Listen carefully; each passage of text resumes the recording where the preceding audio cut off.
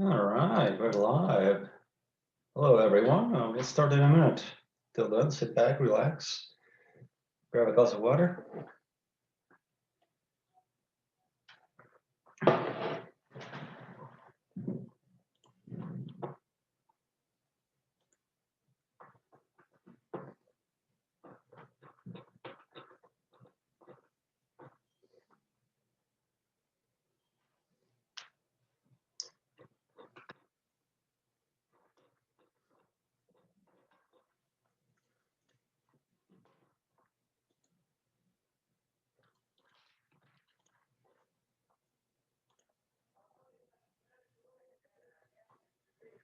Well, it's 12:30, so let's begin. Hey, just gonna stand the desk up.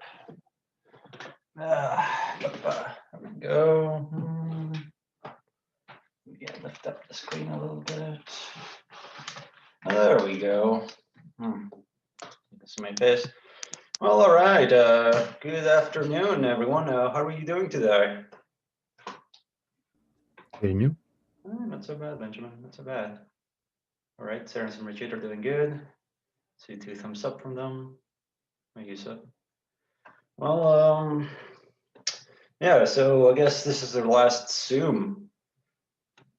I'm just basically gonna talk through the course. I wrapped up, like finalized and submitted the final exam to the board on Wednesday. So it's it's finished. So it came down to what is it? My rule of thumb is if I can finish an exam in 1 hour, then you should be able to finish it in 3. Uh, there's about like a few conceptual questions at the beginning, and then about like a dozen or so assignment style questions. They're not all the same length. You can kind of tell by how many points each question has, how long it should take you to do that. But if you combine the conceptual questions and the long answer questions together, I'd say that the final exam comes down to about, let me see, I wrote this down. Let's see, it comes down to about like, I've had to split this in terms of your first 2 midterms and the modern physics stuff. I say it's 40% stuff from midterm 1, 20% stuff from the topics that we saw in the second midterm, and 40% modern physics, right? So that's chapters 39 all the way to 42, I guess, 44. Yeah, because we skipped some. And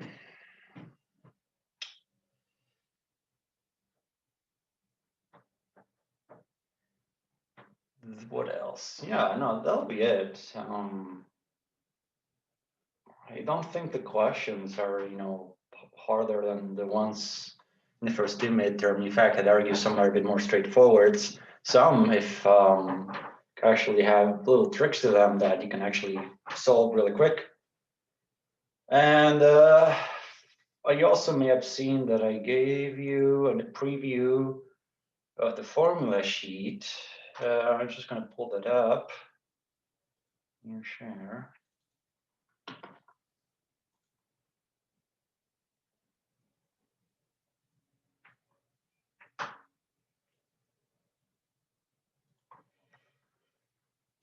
Oh yeah. Forgot to put the Heisenberg uncertainty in this copy of the sheet. There should be a Heisenberg uncertainty statement here.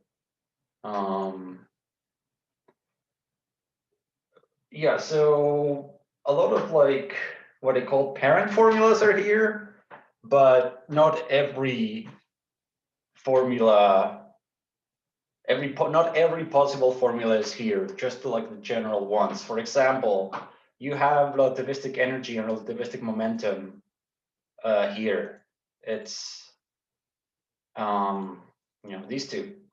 What you don't see is rest energy. Rest energy is basically a child equation derived from the the second term in the kinetic energy formula. So it's not there, but I'd expect you to know what the rest energy is just the mc squared part of this.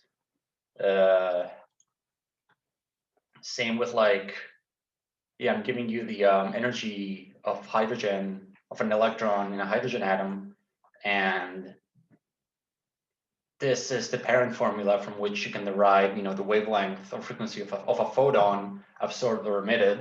But I expect you to be able to figure out how you go from energy of the hydrogen atom to wavelength or frequency of a photon.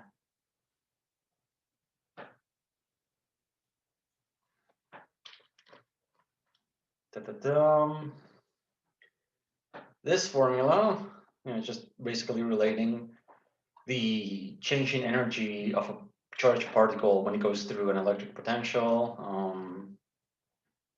This is the de Broglie wavelength formula. Again, note that P here is momentum. So, mass times velocity, something, you should know. So I'm gonna say,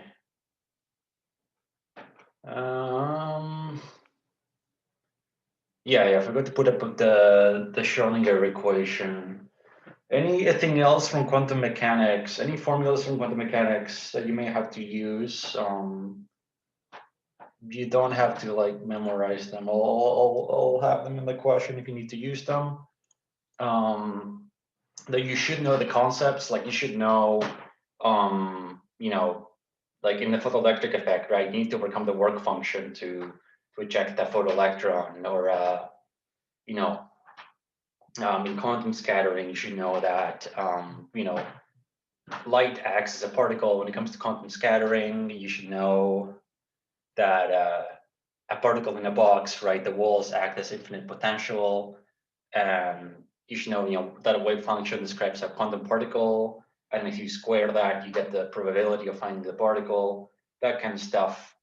But you don't have to do any integrals. Just know, right? Just know the normalization condition for wave functions, and you should probably have an idea what the Schrodinger formula. You're not gonna have to, use the Schrodinger equation, but you should know the Schrodinger equation what it is, which is, in a few words, let's say it's just the conservation of mechanical energy formula, but for quantum mechanics. It's a quantum mechanics version of conservation of energy. That's all.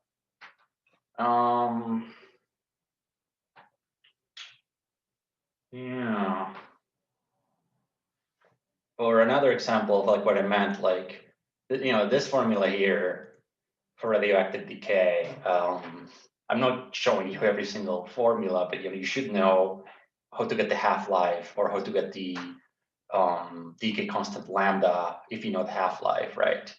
But I think giving you this is enough. If you practice with like some decay questions, then this formula should be enough if you forget them.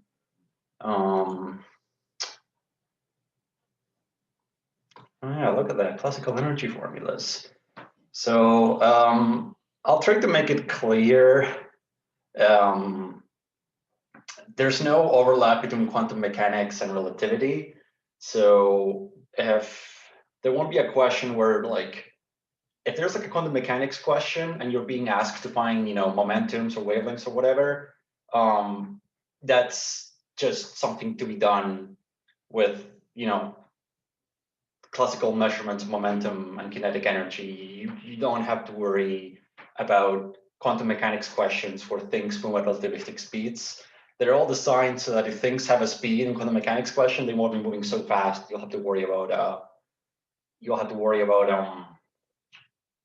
relativistic stuff. Yeah, what else I want to point out? For relativity, okay, yeah, for relativity, you have everything, right? You have your Lorentz factor, length, contraction, time dilation. You should be comfortable with this stuff. You should know what proper time and proper length is. You should also be comfortable doing velocity transformations. Note that they're written in such a way that the frame you're switching to is moving along the x direction. So that's just the simplest case, which we looked at, so it won't be more complicated than that. Yeah, that expects you to memorize constants, so I have them here. This one's gonna save you a lot of time for hydrogen questions, hint, hint, wink, wink. So yeah, that's another thing, like with enough practice, you can actually, like if a question's taking you a lot of steps, chances are there's an easier way. Again, I set up the point system so that if a question's worth 2 points, that gives you the hint that at most, you need to do 2 equations to get the answer. So it'll be evident what's what. And yeah. Simple harmonic motion. If you need to know the position or whatever, I'll just tell you, I'll just give you the general formula. Cos omega t k x phi. That'll be given to you by the question if that's asked. And yes, other than that,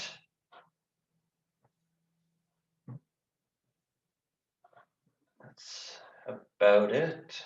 I guess we're doing it on this Wednesday, 9 a.m. Well, put up a bunch of practice stuff on Omnibox. You can find that in the practice problems tab in the documents section. So I'm just gonna go right ahead then and show you the huge PowerPoint I put up, basically combining everything that I feel is relevant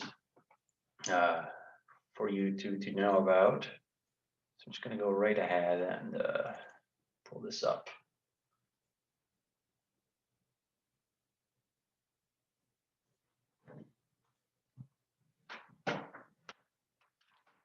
So Benjamin asked about practice question for quantum mechanics.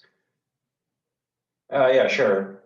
I thought if I haven't yet, I think I put up some questions from OpenStax from chapter 40 a few weeks ago. If I haven't, I'll do so, but I recommend those. I'll double check, but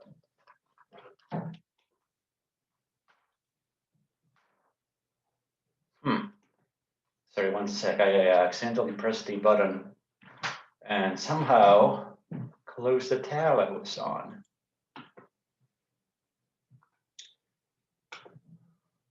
Okay, I see. Yeah, let me just declutter.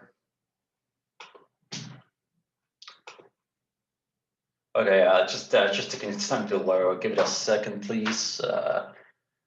Bear with it. Google Slides is not as fast as I'd like it to be. As a matter of fact, it's kind of slow.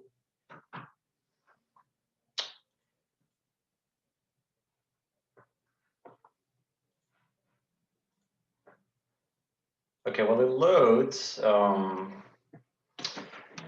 Yeah, Yusuf, thank you for reminding me to post these slides because I haven't yet. Just give it a sec. It's really slow today.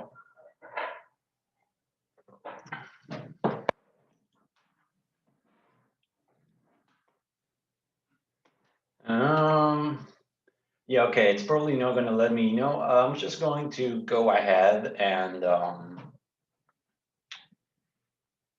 because it's going to take a while for me to transfer it to Omnibox because of how slow it's going. So what I'm going to do is I'm just going to get the shareable link for it and copy link and just post it in the chat.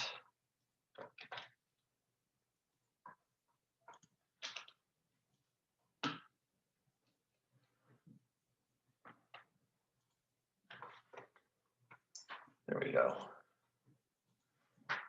Yes, then I'll put them on Omnibox when my internet's actually having a reasonable upload speed. Okay. Man, I really need to install an air conditioning unit here. It's hot today. It's like a summer day. We're not even in June, we're like in the 30s. No, like,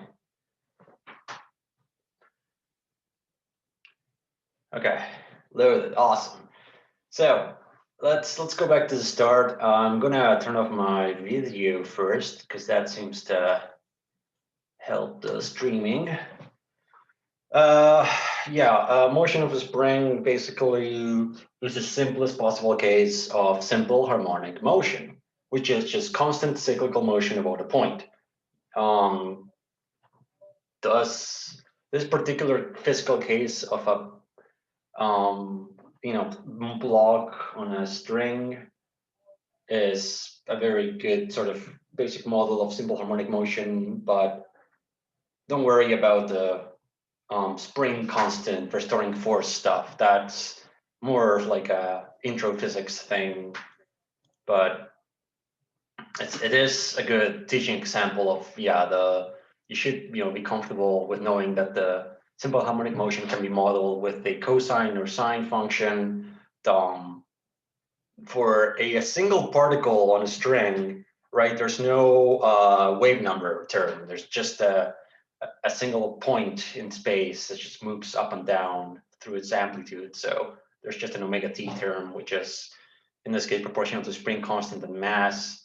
And from there, then you can see that there's a notion of a period, which is true for every simple harmonic motion for every wave, which is how long it takes for a cycle to repeat. The longer the period, the longer a cycle takes. And the omega actually refers to the angular frequency, which is how many cycles are done in per second. So the longer the period, the lower the frequency, and vice versa. And you should know that right, the velocity and the acceleration for simple harmonic motion are derived from the position formula. But most importantly, you should know that being cyclical motion, velocity, position, acceleration reach a maximum twice per cycle. And the maximum reached is, well, for the position is just the amplitude a, but for the velocity, it's omega a. And you can actually see, right, for a whole period,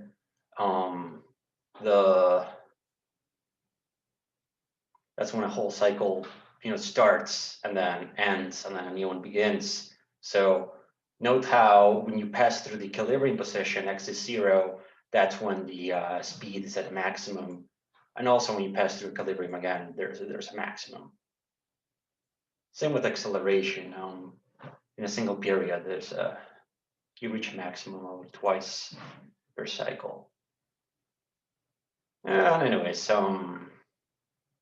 this is just defining frequency and period, which again, this is like very early on in the course where we're just kind of getting familiar with this physical description for waves before we even called it a wave. We were just looking at a mass on a spring, but that was like the earliest model for a wave.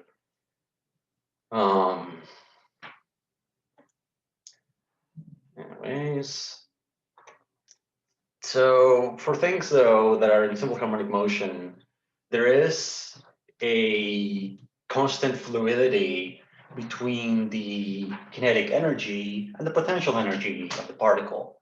Anytime that a particle in simple harmonic motion crosses equilibrium, it is in a state of maximum kinetic energy, at which it has maximum speed, which again is equal to the angular frequency times the amplitude of oscillation.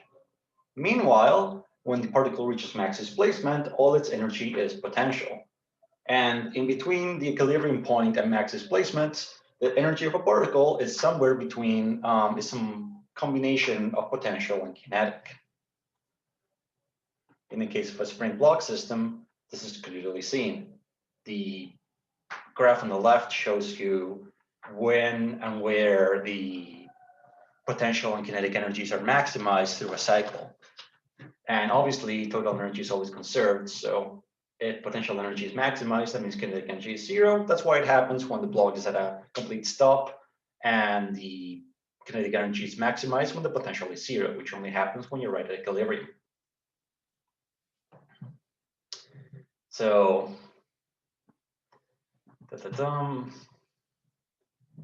this is kind of showing you the mass on the spring, and note how the kinetic and potential energy interchange over a single cycle. Essentially, the potential energy, assuming you start from max displacement, you go from 0 at a quarter period, and a half period, you go back to maximum, back to 0, and back to maximum. While the kinetic energy starts from 0, it reaches the maximum, 0 again, another maximum, and goes back to 0.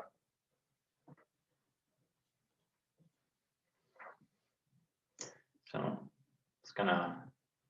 this is showing the same function, the energies, as a function of displacement from equilibrium. So you can see how the red is the kinetic energy and the blue is the potential. And yeah, if you want, you can actually find this velocity at any point in the, you can find the velocity at any point in your travels, if you know your position and your amplitude and your angular speed. Note that at equilibrium, right, when the kinetic energy is maximized, we end up with omega A, which is, V max. So this formula accounts for that too.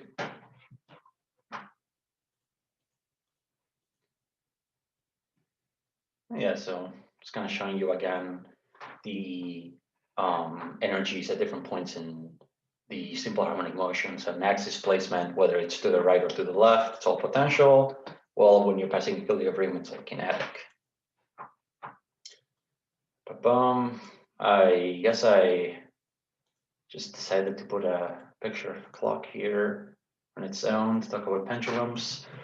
Yeah, so the pendulum, I expect you to figure out the geometry of a pendulum like you did in that question in the first assignment.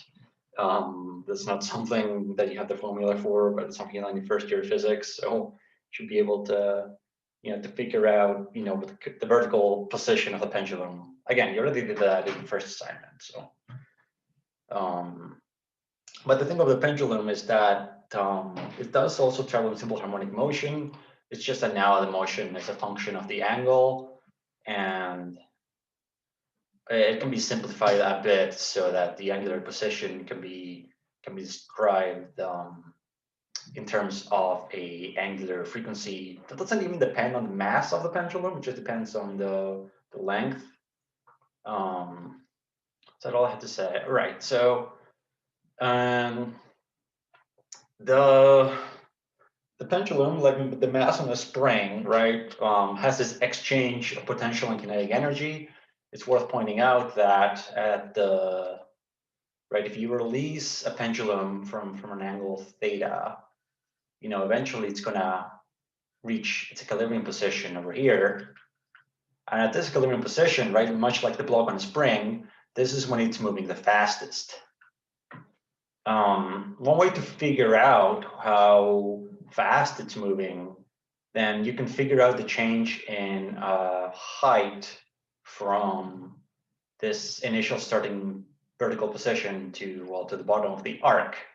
To figure that out, you might recall from the first assignment that if you know the length of the pendulum, then with some geometry, you can actually determine that the change in horizontal position is just the total length of the pendulum times L cos of theta, where theta is the angle the pendulum makes with the normal. The reason why this works is because if the pendulum is, at a 90-degree angle with the normal, then the total change in height from here to the maximum to the bottom of the arc, is definitely L. But if you're say making an angle with a normal of I don't know, let's say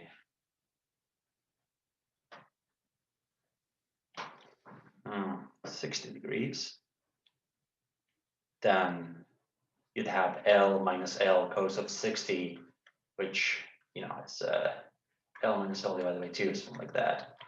And then the closer you go to if you were even closer to the normal, like 30 degrees, so now you're a lot closer, then your change in height will be a lot smaller. And this makes sense because you have H is equal to L minus L cos of 30, which is pretty big. So minus a big number would give you a small answer for the change in height. And if you're wondering how does a change in height affect the speed of the pendulum, well, remember that being, swinging the pendulum up increases its potential energy. So once it falls back to the bottom of the arc, all of that potential energy must have been reduced to 0. That means then that all the potential energy, mg delta h, gets converted to kinetic energy for the pendulum.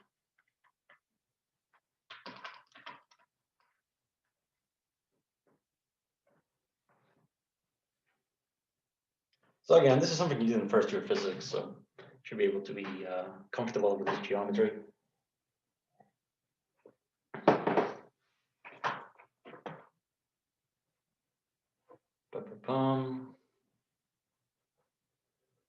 Okay, maybe I'll save this drawing so you can put it later.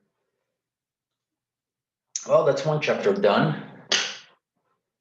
And if anyone has any, any long-standing questions for any of these chapters, you can let me know. If there's anything that's always been bugging you this whole time, I'll be happy to answer. So now we're getting to the real meat of the course, which was waves. For the first midterm, we looked at mechanical waves, which is just basically things on strings, things on ropes, vibrations, sound, that kind of stuff. And the thing about waves is that right, kinematics is about things in motion, right? You got your motorcycle, your bus, your spaceship, they're all moving from one place to another, transporting matter. And when you got like a rock falling down a hill or the pendulum, there's some matter that acquires kinetic energy, but a wave is just transferring, it's just propagation of energy through a medium. No matter actually moves, it just kind of gets disturbed. And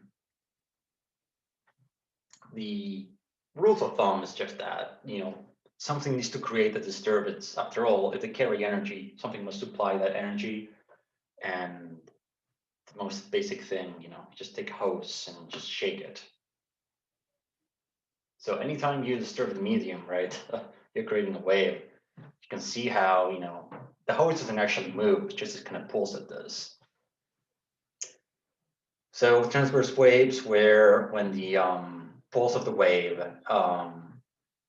basically shifts everything perpendicularly to the direction of propagation. So it's like, waves in the ocean, waves on a string, ripples of water, or all transverse waves.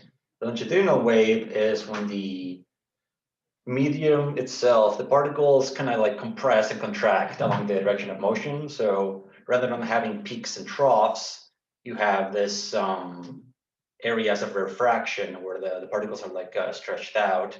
And rather than having peaks, you have this areas of compression where the particles are really close together. The slinky is kind of cool, right? Because the slinky, if you pull the slinky like this, you can, if you shake your hand left and right, the slinky will turn into a longitudinal wave. And if you were to shake the slinky up and down, then you'd get a transverse wave.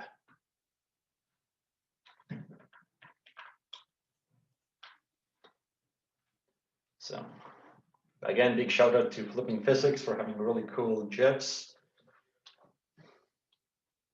It's showing you exactly how the medium doesn't move, just energy. And so we kind of see this a bit later into the lecture, but you can describe a wave with a wave function, and you can talk about time and position at the same time. You have the flexibility, but if you only care about position, then you're just looking at the wave frozen in time, like a photograph of the wave, as you see here. And if you unfreeze time and you specify a position, then what you see then is the motion of a single point along the medium. In this case, the yellow dot is a single point on the hose, showing you how it moves. It's the same position versus time graph as a block on a spring. Interestingly enough, they're both simple harmonic motion. And for an entire wave, like we said, if you fix the time component, then you get a snapshot. At a later time, then the wave has propagated forwards, which is why in this picture, the blue wave, which happens at some later time, is kind of shifted to the right of the red wave. Time has passed. And a wave does not necessarily go on forever. Only we talked about the sinusoidal wave, which is a very it's pretty much a mathematical construct that does keep propagating forever. It's a constant stream of disturbances coming from their left side. But generally speaking, right, if you shake off a rubber hose, you just get a few pulses and that's it. So this is formally defining wavelength, which is the distance between the same point, one cycle to the next. So the easiest way to calculate wavelength then would be the distance between two peaks or two troughs. The amplitude is just the maximum displacement from the equilibrium position. And the period, much like simple harmonic motion, is just how long a full cycle takes. So, for example, if you're just looking at this yellow part of the hose, a period is how long it takes it to go all the way down and back up again. Though you can start your timer arbitrarily, as long as it completes the full cycle, then that time's a period. So the time it takes for it to go up and down again is the same for it to go all the way down and up again, or the same time it goes to pass equilibrium to the negative position and pass equilibrium again, and then reach it one more time. So just all ways of measuring the duration of a cycle. The inverse of a period then is a frequency, which is the essentially the number of cycles per second or the number of crests that pass a given point per time. The longer the period, the slower the frequency. You can also think then of the period as how long it takes for the wave to have traveled a distance one wavelength. Like you have to if you set like an arbitrary finish line, like here, and you measure how long it takes for a whole wavelength to pass, so how long does it take for this whole chunk of wave to pass, that duration is a period.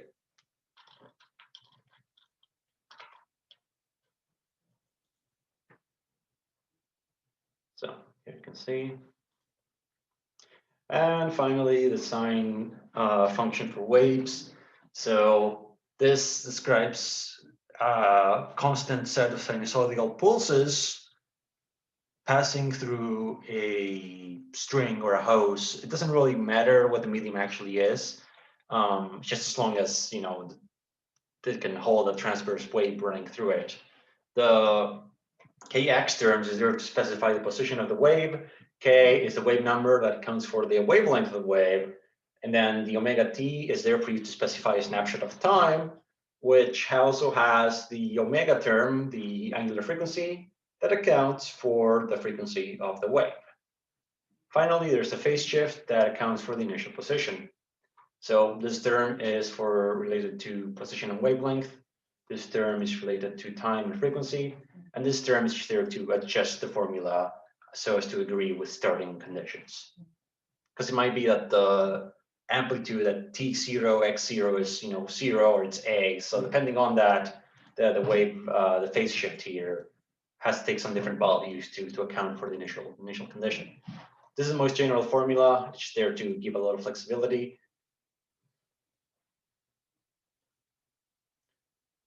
If you ever need to use this formula, it'll be given to you.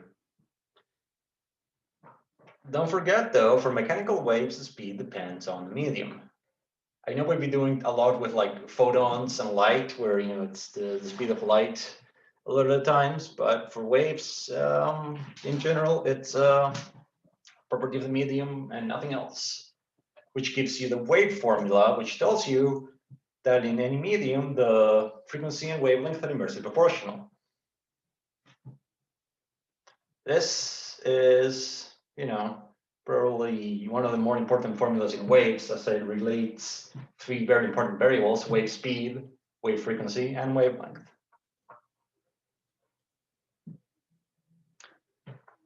Waves on a string, how fast are they going? Well, we said it's a property of the medium, so it depends on how tense the medium is. The tenser it is, the faster it'll propagate wave. Think of like a guitar string, right? The more you tune it, the easier it is to play. A very loose guitar string you can't really plug it. However, the denser it is, the slower it goes. So that's because if it's like really dense, it's a lot of mass density, there's a lot of inertia. So you have to plug it a lot harder to get it to move fast. So if it's not very dense, if its linear mass density is small, it's the wave speed on the string increases. And waves can reflect. If they hit a hard wall, they will reflect out of phase, so they'll come back upside down. If they hit a soft boundary, they'll come back in the same phase, just moving the other way. And here they show you. So again, much like with waves of light, the out of phase shift only occurs to a reflected wave. Refraction does not cause phase shift. Refracted rays cannot be phase shifted. Refraction can cause polarization, but that's for another course.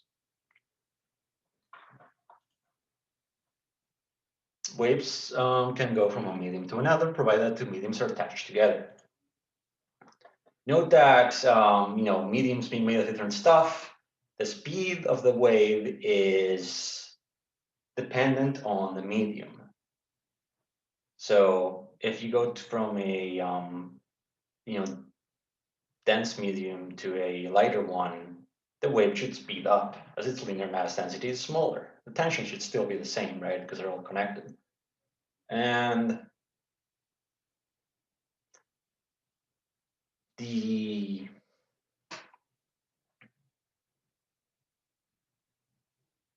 amplitude, you'll note at the GIF at the bottom that the amplitude of the incident wave is bigger than the two resultant waves independently. So it doesn't really, okay, I don't like this GIF because if you notice, it's telling you that the transported wave is taller, which is weird. But basically, by conservation of energy, the amplitude for mechanical waves, right? For mechanical waves, no light, but for mechanical waves, the amplitude is a function of the energy. The other way around, energy is a function of the amplitude. And so when the wave splits into a transferred wave and a reflected wave, then the amplitude kind of splits. Some energy goes one way, some energy goes the other way. And if you go to a lighter string, the pulse doesn't get inverted. If you go to a harder string, the pulse gets inverted.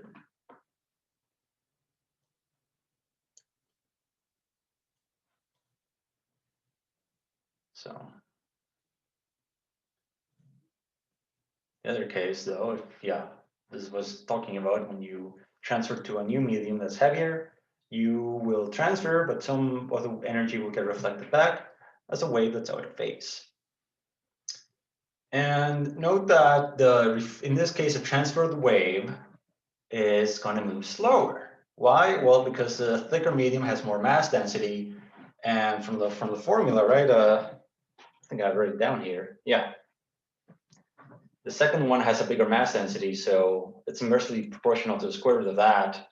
If you recall the mass formula being V is equal to T over mu, so there's like inverse square root formula. So if the mass density increases, your speed, your mass density increases, your speed decreases. Also, note though that the frequency of both reflected waves, so the frequency of this wave here and the frequency of the wave that gets passed through to Coulomb F1, F2, they're actually equal. The reason why that is because this wave gets transferred at the same rate that the wave gets transferred out. But if this medium has less speed than the first, and the speed though is less than v1, it must mean that the wavelength of the transferred wave is also less than the wavelength of the incident wave. So the wave slows down, the frequency is still the same, but then that means that then to compensate for that, the wavelength becomes longer. Sorry, the wavelength becomes shorter. Lambda decreases, so the wavelength is shorter. You can see that, right? How like the black line here, the thick black line, is much narrower than the thin one on the left side.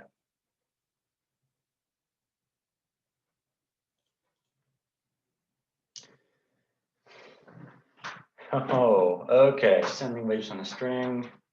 Yeah, okay, we can establish. Yeah, so it's just saying that don't worry about this, but basically establishing that energy and therefore the power delivered to a wave does depend on the frequency of oscillations as well as the amplitude.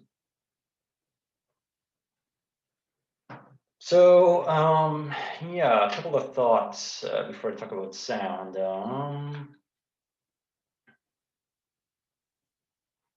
Where? Yeah, okay. Can I? Omnibox. How do I go back to Omnibox? Okay, so I just wanna point out the first assignment. As a matter of fact, where's my? There we are. Just going to the document section. I wanna maybe I have assignment 1.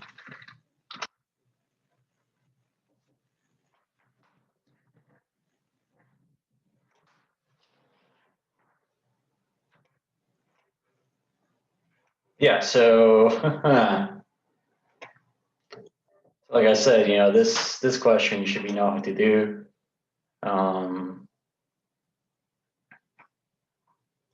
Question's good too. Oh, okay, yeah. So you should be able to look at a graph of wave or simple harmonic motion, like this graph, or some of the stuff I put up on one of the practice booklets. And you should be able to basically read a graph of simple harmonic motion and get variables, get like period, frequency, or whatever out of it.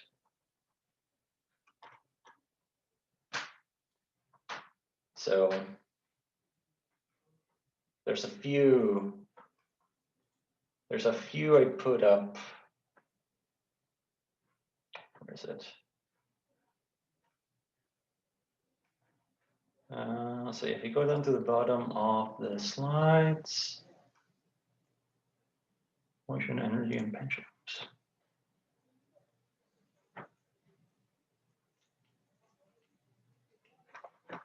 Oh yeah.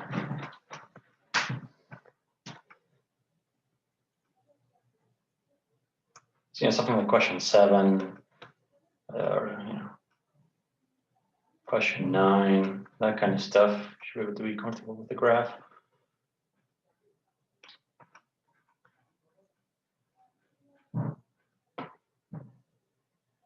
Anyways, back to the sound waves.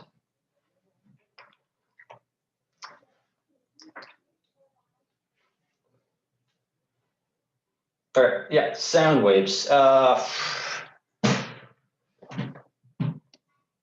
I'm just gonna say you should be comfortable with the Doppler effect, and you should be comfortable with intensity and sound level. So, and generally speaking, sound is nothing but air particles. It's just nothing but transverse waves generated through air, vibrations in the air causing compression and refraction in air particles that allow us to perceive and communicate with sound. There's wave functions associated with sound, which either refer to the position of the particles in the medium or to the changes in pressure. Not too worried about this, but just gonna, to understand that it is a longitudinal wave in the sense that the particles, rather than moving up and down forever, they just move left and right forever.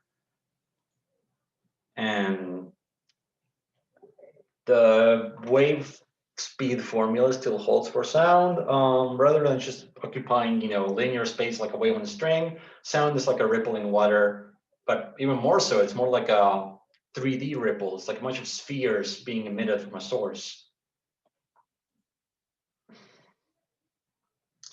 In air, the speed of sound is 340 meters per second. So sound waves that are high frequency have short wavelengths. Small frequency sound waves have large wavelengths. In the same way that the speed of a wave on a string depended on the tension and the mass density, speed of sound in air or any medium depends on the bulk modulus, which is kind of like an idea of tension, but extended to gases. So it's how does the gas, how compressed is the gas? How does it react to being compressed? That's the bulk modulus essentially. And much like you have a linear mass density for the linear wave speed, there's a gas density, in three-dimensional units for the sound speed in a gas. Not too worried about this, the sound speed being proportional to temperature. Intensity of waves, here we go. The closer you are to a sound source, the louder it is. Why is that? Well, because you are getting hit almost by the full of the sound wave. Sound waves, though, as they propagate in all directions, kind of dilute themselves. They stretch themselves out as they do so. So the closer you are, there's more energy per unit area you're receiving. But the farther away you are, there's less energy per unit area as the waves have spread out. This notion is the intensity of sound, and it accounts for why a loudspeaker sounds loud when you're close to it than when you're farther away. The intensity then depends on the power that the wave has, which is, again, it's just how many, how powerful is the wave, how much energy is there in a single cycle. That depends on, the amplitude of oscillations as well as the frequency. The more frequent it is, the more energy is being delivered per second. Don't worry too much about the formula itself. But what is important, though, is that the intensity of sound not only depends, obviously, on the power of sound that's being emitted, but it also depends on the unit area perpendicular to the direction of travel of the wave. So basically, to calculate the power of a wave at a distance r, you imagine a sphere of that radius surrounding the sound source, and you take the power of the source divided by the area of that sphere. This accounts for the fact that intensity dilutes over larger distances as the wavefront has spread out into a bigger bubble. So then, because you're looking at the power spread over the area of a sphere, there's an inverse square relationship between the intensity of sound perceived and the distance to the sound source. In other words, if I am by my computer speakers and I hear sound of some intensity, 10, and I back away so that now my distance to the speaker has doubled, the intensity will drop off by a factor of 4. So now I hear an intensity of 2.5 rather than 10. If I extended my distance by 3 times my original distance, then my intensity will drop off by a factor of 9. I will have 10⁻⁹. I will hear 10⁻⁹ now. I will receive 10⁻⁹ watts per meter squared of energy from the sound source.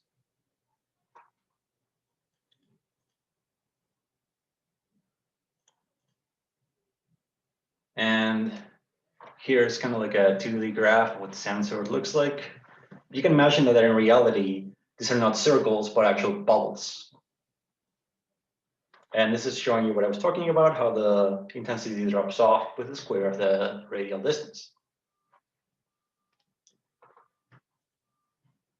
The thing about intensity, though, is that if you were to compare the intensity of like just common things, your cell phone ringing, you whisking coffee in your kitchen, the scale of sounds that we hear every day spans a huge range of numbers, with differences in like the thousands or 10,000s between, an alarm clock and a whisper. So it's inconvenient to compare sound level in terms of intensity because we as human beings, we like linear scales. We like to say how loud was that from 1 to 10 rather than saying how loud was that from 1 to 10 million. So given that intensities for everyday sounds seem to span a whole range of magnitudes of 10, what we can do is we can just apply a log function to all intensities and convert them to a linear scale. That's the point of sound level. It gives you a way to talk about intensities by taking a logarithm of that intensity with some threshold in mind. For us, I naught is the threshold of hearing, which is the quietest intensity possible that we can still hear, which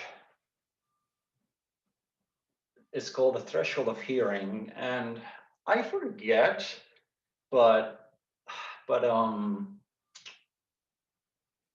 like some like behavioral psychologists figure out what the quietest thing is that the human ear can realistically hear.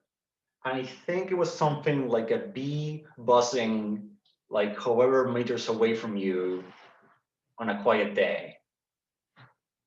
Anyways, point being is this formula is set up so that anything below this threshold of hearing, the quietest thing that we can hear, if intensity of it is below the threshold, you just get a value of 0.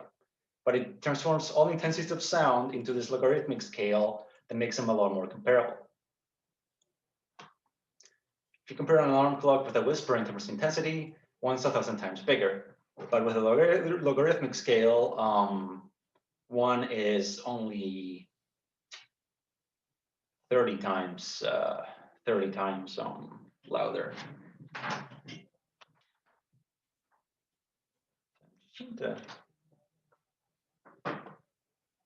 So, by the way, I have this in the formula sheet, but if you know the ratio of intensities, like because I know that the ratio of the intensity between the alarm and the intensity of a whisper, if I know this is equal to a ratio of 1,000 because the alarm's 1,000 times louder, then you can actually find the difference in sound level directly if you just plug in 10 log intensity and log of the ratio, because then it's going to give you 10 log. The ratio is 1,000, right? But you're taking the log of 1,000, which is like taking the log of 10 to the 3. So remember that when you take log of 10 to the n, you get the n back. So 10 log 10 to the 3 is 3 times 3 gives you 30 decibels.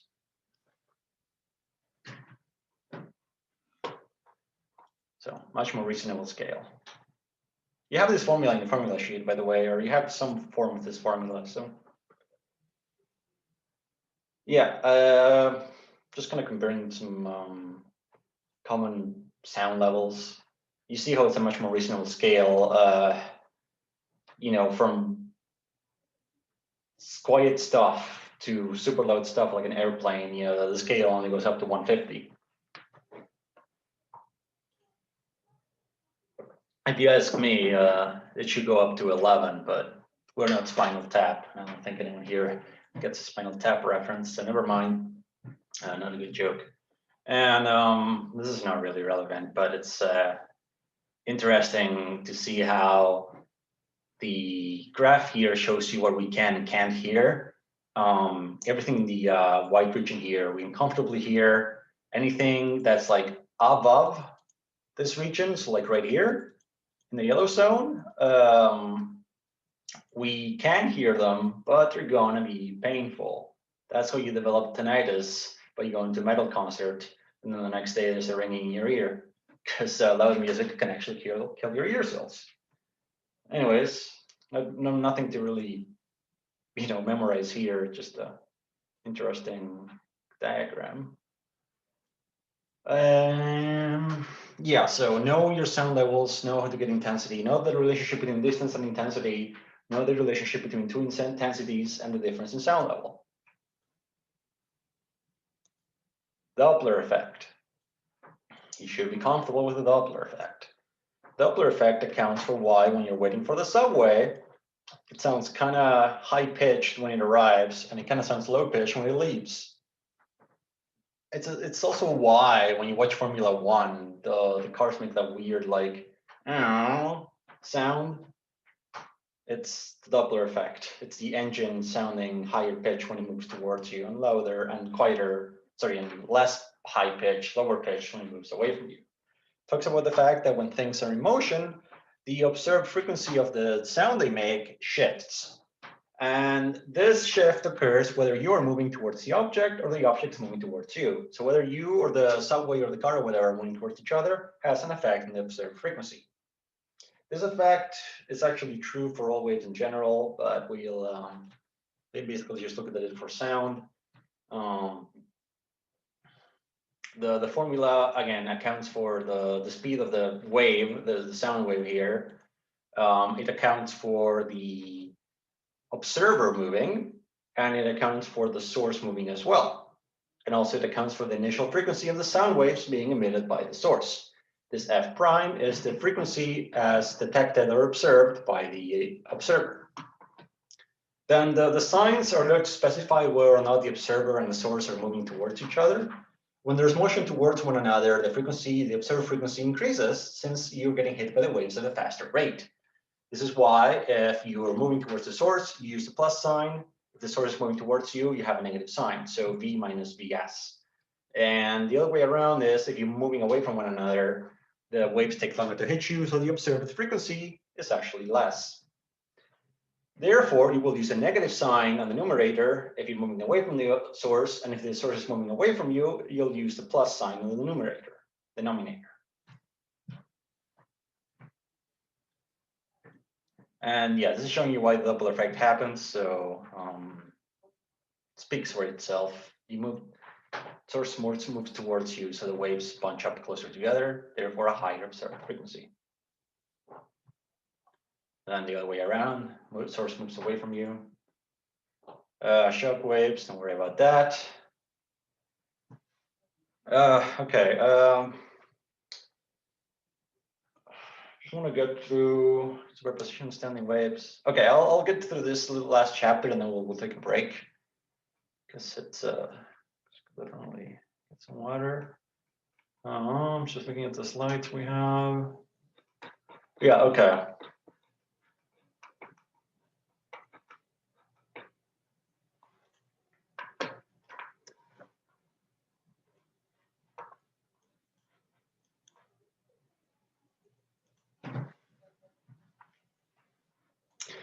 So as we know, waves combine when they pass through each other and then keep going through. This is called superposition. And depending on their phase, they will either construct or deconstruct. If they're out of phase, then they destruct each other, and when you pass each other, the line goes flat. And to describe a wave, the system is going to kick you off in 1 minute. I'm gonna get kicked off in 1 minute? Dang, really? Yes, sir. You're gonna get kicked off. Oh wow, I thought we had like I thought the session was supposed to be till 3:30. Well, that's what. Well, it says from 12:30 to 1:30, but I mean, Ah. if we can, maybe we can do it on Google Meets or something else. Yes. Okay. Whatever happens, I'll send you a Google Meet link. I'm just gonna go. Okay. You're gonna post this though, right?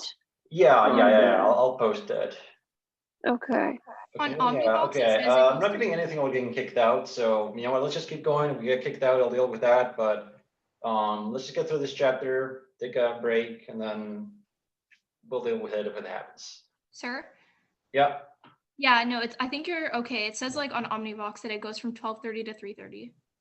Okay. Okay. Thank you. So nothing to fear.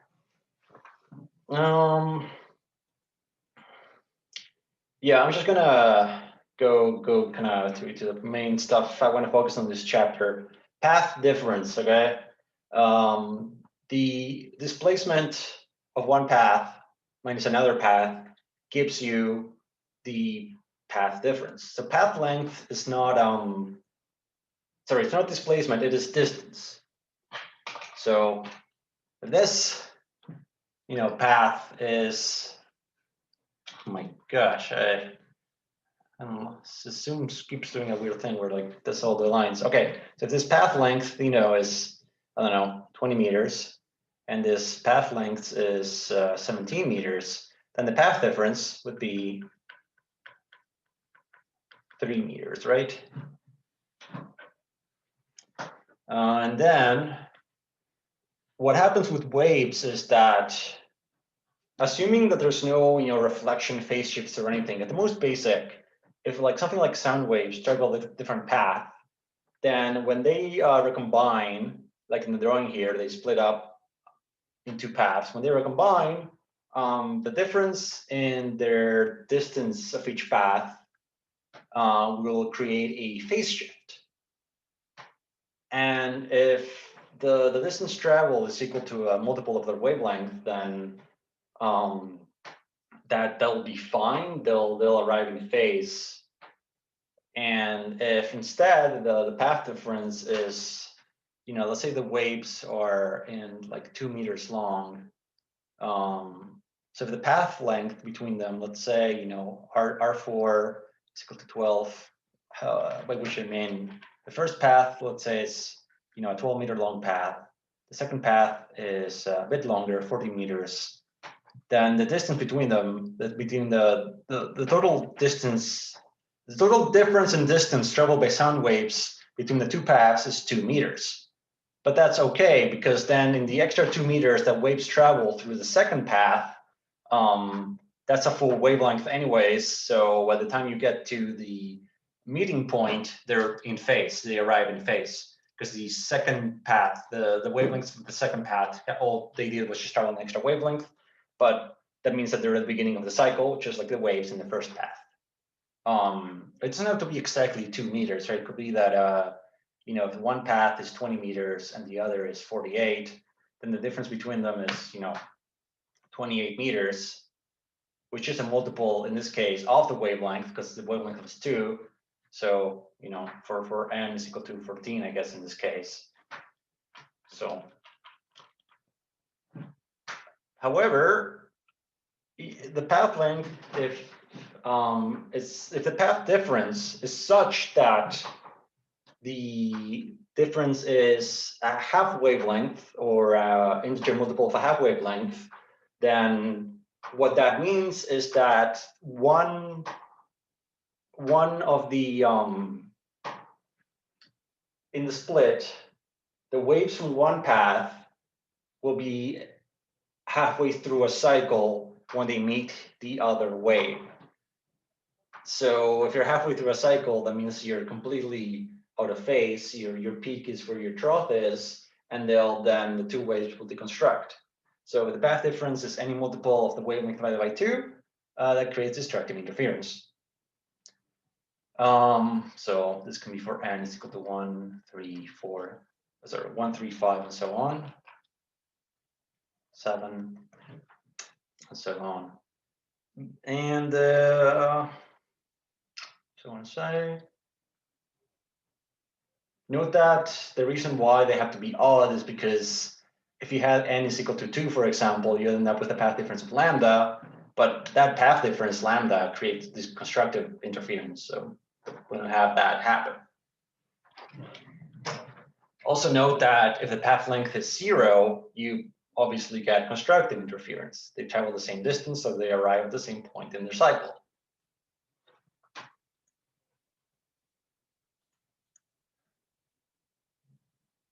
And anything that's not another multiple of lambda or a e multiple of lambda or half lambda, then that's some medium interference. Kind of see that for sound waves here and here. So you should be able to, if I give you 2 paths, you should be able to find the length of each path. And if one path is like this, you should be able to calculate the total distance of the whole path. I should be able to calculate the distance of another path, and get the total path difference between them. Remember, it's distance, not displacement. So path traveled matters. Okay, I just want to get this through this, and then we'll go for break. You can create a standing wave by superimposing 2 waves of basically same frequency, same period, equally coherent.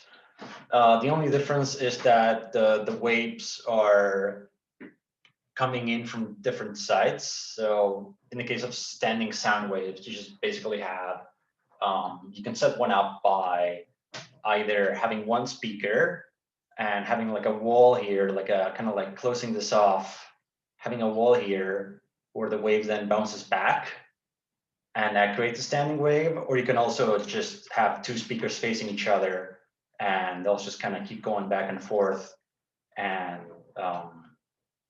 that'll also create a standing wave. But what's important is that whether it's a reflected wave or a second source, there is identical waves moving in opposite directions in the same medium that interfere in such a way to create a wave that doesn't seem to be moving left or moving right. It just kind of oscillates in place. And for example, when you have the 2 OEG waves, source waves, red one, blue one, blue is coming from the left, red's coming from the right side, their superposition is a standing wave. As you can see, right, like all you see it just oscillating up and down, but there's no notion of movement. So in a standing wave, you can identify the points that displace the most, and those are called the antinodes. Then there's points in between of no displacement called the nodes. That's how I remember them. Node, like node displacement, right? Node displacement, node displacement. Between any, on a standing wave, interestingly enough, a standing wave actually has the same frequency of oscillations and wavelength as the components. So remember, the blue wave and the red wave are the same. They have the they have the same everything except that one's moving the other way. But other than that, the wavelength and frequency is the same, and the standing wave also has the same wavelength and the same frequency. But now the amplitude is variable, and it depends on your position. The amplitude can go up to twice the amplitude of both waves if you're in the antinodes. But then there's a nodes where the amplitude is 0, right? There's no, this point here doesn't displace at all. It's nailed to the string. So you can kind of see like a few snapshots of the standing waves. This is everything moves up, then time passes, and there's a point where the whole thing looks flat, and then everything shifts again. Can I see that here? So yeah, you should be able to like point out where the nodes and the antinodes are. The antinodes are the points again where it displays the most, whether that's all the way up and then all the way down. Interestingly enough, when there's boundary conditions, when a wave is between 2 points, then to create a standing wave, the standing wave, because it's the string is fixed at each wall, that means that at those points there's no displacement. So whatever standing waves you create, they have to be such that the endpoints are nodes. Otherwise, you can't establish a standing wave because those endpoints, those points fixed to the wall, are not displacing. So what else can you do but have a standing wave where those are the nodes? They won't move anyways. So that means that the most basic standing wave you can generate that has nodes at the ends is one that just looks like a skipping rope. It just keeps moving up and down like an eyelash. And then just having 2 nodes means that the total wavelength of the wave actually turns out to be twice the length of the string. So the most basic standing wave possible on a string fixed by 2 points is called the fundamental harmonic. Using the wave formula, you can then figure out what the frequency of that wave should be, right? Because you do know the medium you're on, you're in a string, and heck, you can even figure out what the speed should be because that's actually a property of the medium. Interestingly enough, in fundamental harmonic, you only have one antinode. It makes sense, right? Because if you only have 2 nodes, remember, there's between 2 neighboring antinodes, there's a half wavelength distance, right? So between this wall and this wall, there's only a half wavelength, which is why the full wavelength is twice the length of the wall. But between an antinode and a node, there's a quarter wavelength distance, which means that you can only fit one antinode in this harmonic. Since from here to here it's a quarter wavelength, and from here to here it's another quarter wavelength, so it can only be one antinode right in the middle. If you keep going though, you can keep establishing harmonics as long as you keep the rule of having 2 nodes at the wall. So you can also have a second harmonic where now there's a node in the middle, and that means then that again the distance between 2 nodes is always a half wavelength. So this is half a wavelength and this is half a wavelength. So means that the total wavelength is the full span of the wall, and you can take it a bit further by having 4 nodes, which means that the total if you look then at the standing wave, a wavelength is only 2/3 of the whole wall. So you can fit, so here fits a wave and a half basically. You wrote that wrong. This should be a 3. So then it kind of follows that you can kind of, right, there's a pattern where like the wavelength keeps kind of shrinking bit by bit as you go into higher harmonics of the standing wave. But if the wavelength keeps shrinking as the standing wave increases in harmonic number, then the frequency increases.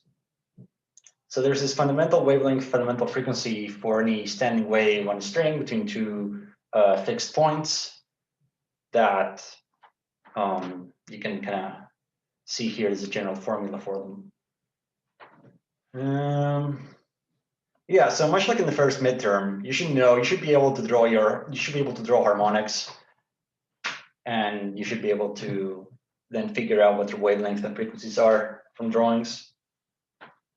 So just remember, right? The rule of thumb is every harmonic, every consecutive harmonic adds a node and an antinode to your drawing. So if you as long as you remember that how to draw the first harmonic, you can keep drawing the second, third, fourth, and so on, but just knowing that every time you have an extra node and an extra antinode.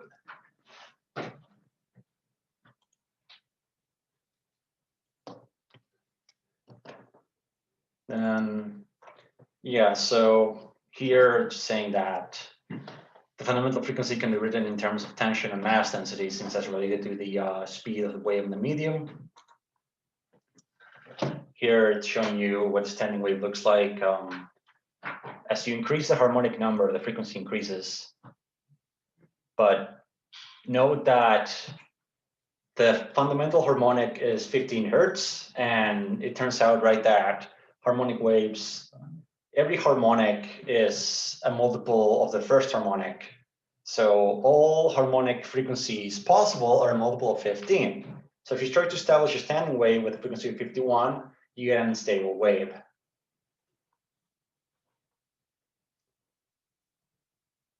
Same thing with longitudinal waves. You can establish a transverse standing wave, which is true for sound. Don't worry about sound standing waves. I really asked that in the first midterm. But you should know standing waves in a string. Okay. Yeah, that takes us to the end of the first third of the course. Like I said, it's about 40% of your midterm. So really, again, no the Doppler effect, no simple harmonic motion, no the graphs of simple harmonic motion, the energy, the pendulum, sound level, intensity, and standing waves. And you should be good. Anyways, it's a good time to take a break. So let's take a break for like 10 minutes. Come back with some water, some iced tea or something, because man, I don't know about you guys, but it's really hot today. Okay, yeah, we'll see you in 10.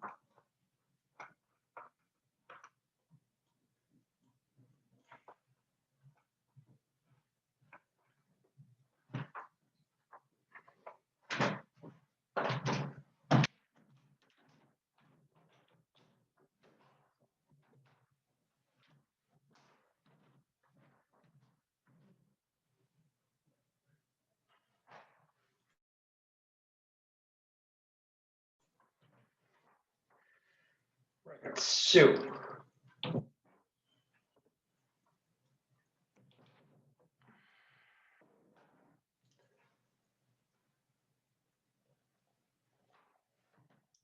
slow.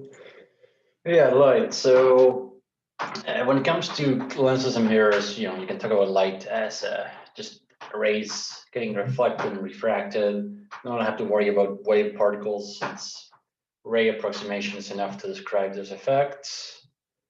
Worry with diffraction. So yeah, reflection, just wave hitting off a surface and bouncing off. That's all it is. Law of reflection is pretty easy. The angle of reflection equals the angle of incidence, just on the other side of the normal.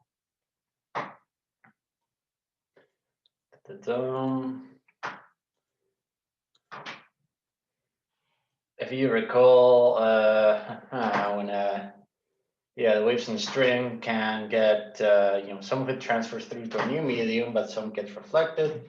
It might get reflected out of phase. The same thing happens for light. We'll talk about that thin film interference. But the point is, waves can transfer into a new medium, and the angle of refraction is based on the speed within the two mediums. So if basically light bends towards the normal when it slows down, and when it goes to a faster medium, it bends away from the normal.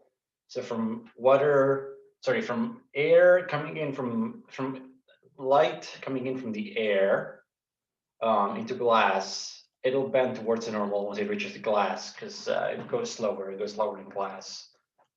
You can kind of see how when you shoot light into a medium like this block here, some of it gets reflected out and some of it gets transferred into the medium.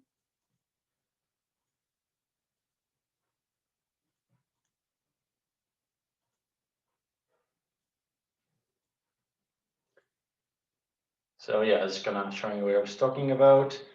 From air to glass, you went towards the normal. From glass to air, you went away from the normal as you're going towards your faster medium. It's easier to talk about the index of refraction, which just compares the speed of light in vacuum to the speed of light in the medium. So the bigger the index of refraction is, the slower light moves in that medium. The closer it is to 1, the faster it moves. That's why the index of refraction in air is almost 1. It pretty much is 1. You can assume it's 1. You don't have to memorize this. It will be given. Particles of light have different indices of refraction, but that's why prisms work the way they do. It splits up light into its colors because they refract slightly different. Snell's law relates the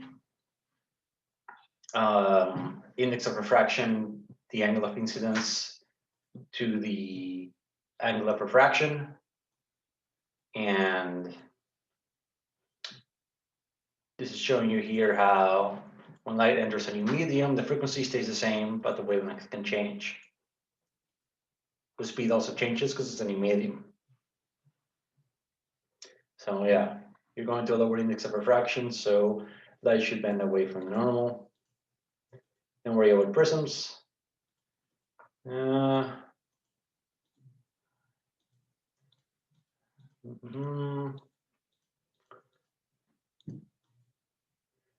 So, right, when you move to a faster medium, light bends away from the normal, but at some point, the critical angle, light bends, so it makes a 90-degree angle with the normal. At any angle past this one, there's actually no refraction, there's only reflection, so this is what's called as total internal reflection.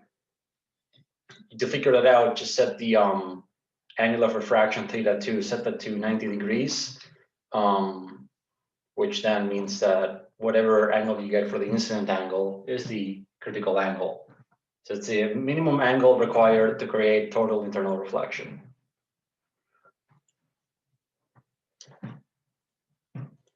So, yeah, no, low reflection, low refraction, Snell's law, total internal reflection. You should know all that. So mirrors and lenses, a few key definitions. The whole setup of mirrors and lenses, there's always an object, an image, and a focal point. P refers to the distance from the object to the or the mirror or the lenses. Q refers to the distance between the image and the mirror or lens. You can remember that P and Q are like the reflections of each other.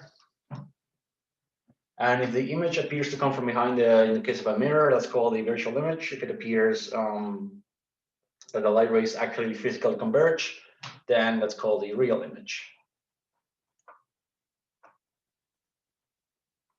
You can also calculate the magnification, since some mirrors or lenses can make an image seem bigger or smaller.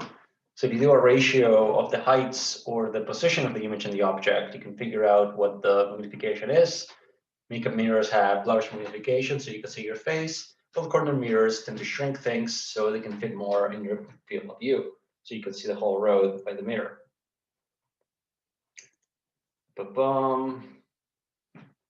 So spherical mirrors just basically means mirrors that look like they're cut out from a sphere. That's how you get a convex and concave mirror. In fact, if you were to flip a concave mirror, you get a convex one, because one's the underside of the other. One tends to minimize things, one tends to make things bigger. So the magnification of an image can actually be determined if you just know the object and image position. So remember, image position is Q and object position is P. The negative sign accounts for the fact that sometimes the image can be upside down. So a negative magnification number means the image is upside down. Every mirror and lens has a focal length, which is defined as the point where parallel rays converge. For a converging mirror like this one, it's called converging because it literally converges light rays. The focal point is where the rays physically converge.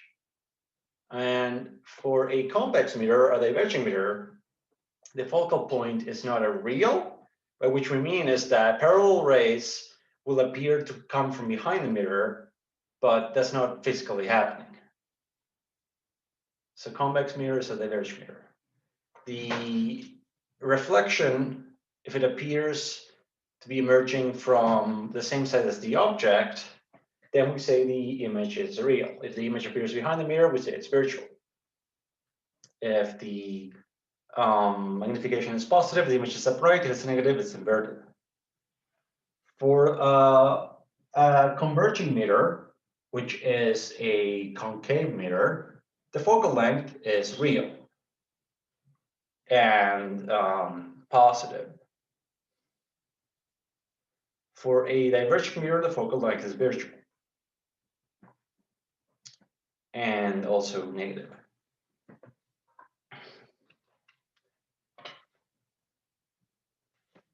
Also, if you're on the other side of the mirror, when an image forms on the other side of the mirror, the image location then is negative, while the same side as the mirror, as the object, is considered to be the positive side. For lenses, it's the other way around. Images formed on the other side of the lens are positive. And yeah, concave mirrors are funny because when an object is far away from the focal point of the concave mirror, the image that gets made is real, smaller and upside down. But if you're closer than the focal length, so if you're really close to the concave mirror, the image is virtual and right side up and enlarged. So like this little bottle here next to the mirror. Then the image distance will also be negative because it's on the other side. Concave mirrors, because the focal point is always behind the mirror, you can never get close to it. So the images are always they can only ever be virtual images. And okay. Don't worry about images formed by refraction. The thin lens stuff is the stuff that's more important. So basically, the thin lens equation, which you can also use for mirrors, basically lets you find out the distance of the image created based on the object distance and the focal length for either a mirror or a lens. You just have to remember that the focal length might be positive or negative depending on the type of lens or mirror.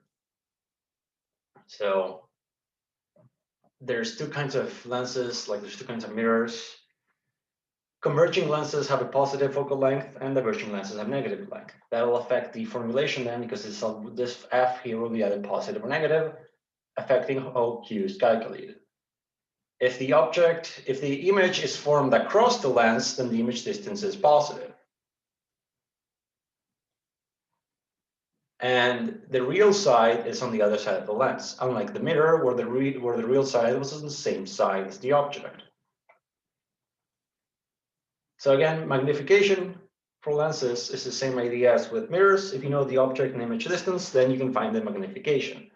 And magnifying lenses effectively take advantage of being concave lenses, or they're all the way around. They're convex lenses. They magnify an image. And it's kind of showing you how a concave lens can create both real and virtual images, while a convex lens can create real and virtual images, while a convex lens can create a virtual image only. Remember, for lenses, virtual means same side as the object. So kind of summarizing the slides. If you have two lenses close together, then you can calculate the focal length. You can just treat them as one lens by adding the reciprocals together. Not too worried about that. Yeah, nothing too crazy. Okay. Wave optics, yeah, don't you know, nothing, we're not gonna have questions with the single slit or double slit or whatever. But just, you know, remember that light also undergoes constructive and destructive interference based on path length. So if both paths are, you know, an even number of wavelengths apart from each other, that creates a bright fringe. But if the path, the separation is half a wavelength or multiple of that, it'll create a dark fringe. That's how you get diffraction patterns. And again, the assumption here is that both light sources are coherent. And they're like, you know, single color light, monochromatic. Unless told otherwise, you know, you can assume that when there's two wave sources interfering with each other, you can assume they're going to be coherent, unless told otherwise. So yeah, like you saw with sound, you know, you can calculate the path distance at any time, and that'll determine constructive and destructive interference. For sound, that makes things louder if it's constructive interference. It makes them quieter if they destruct. So for light, rather than louder and quieter, that's brighter or darker. But that's just kind of there to establish the thin film interference, which you have to know. And none of this has to be known. This is yeah. So right, the thin film interference isn't just like, you know, bright spots and dark spots due to path difference. That is a factor, but also another factor though is the fact that one of the rays can get be out of phase with the other ray due to reflection. For example, the interference produced between the red ray and the blue ray, it not only happens due to the path difference between them, the blue ray travels along their path because it has to go down to the mirror and back, but also the mirror, when it reflects the blue ray gets out of phase. So there's a phase shift due to the reflection, and there's a phase shift due to the path difference between the red and the blue ray.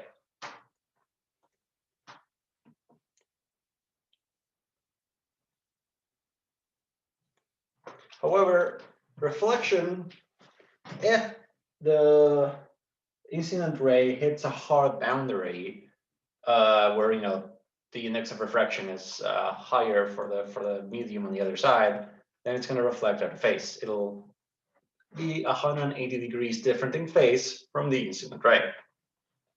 If you hit a soft boundary, then you will reflect back, but you will not be out of phase. So this is why you get funny color effects and bubbles, because of thin film interference. For example, air, oil, and water layered together like this.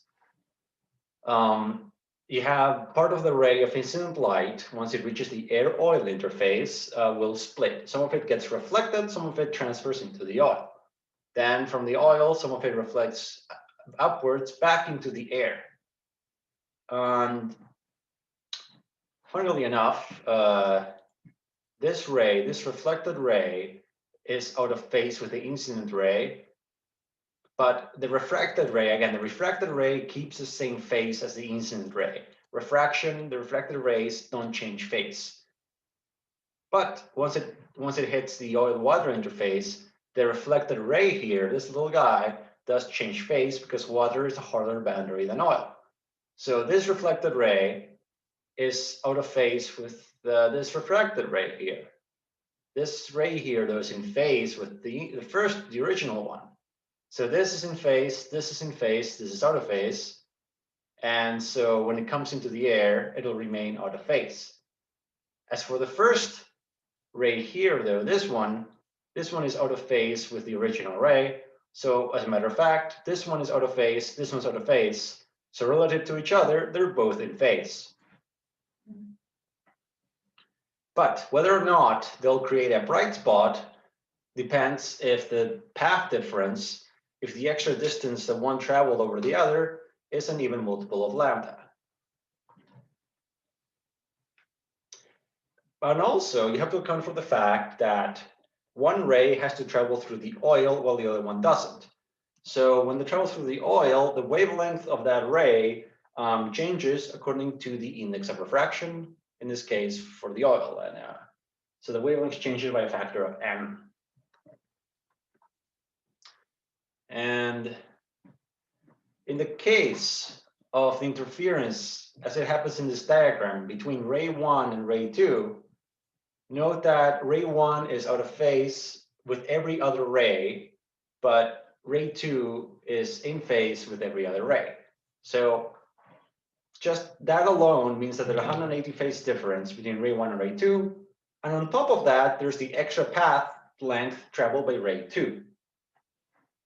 So if that path difference is equal to an odd multiple of lambda, then that'll create constructive interference. Sorry, not multiple of half lambda. The phase difference from ray 1 already makes it so that constructive interference would happen under the condition that the distance between the paths is a half wavelength. If it weren't for the phase change, then constructive interference would happen when there's wavelength multiple as the path difference. But also you have to come for the fact that the extra path traveled by ray 2 before it comes out to meet ray 1, this extra path, it does so in some oil film, some kind of film. So the wavelength during this extra detour is lambda over n, not just lambda. So you also have to account for the fact that the total extra distance traveled by ray 2 that ray 1 hasn't traveled is down to the bottom of the film and all the way back up. This is approximately traveling twice the distance of the film, just one way down and one way up. So that means that the path difference between the two rays is equal to 2t, where t is the thickness of the film. And that's what you get in the condition that the path difference has to equal half multiple of lambda to get constructive interference when one ray is reflected out of phase with respect to the other ray.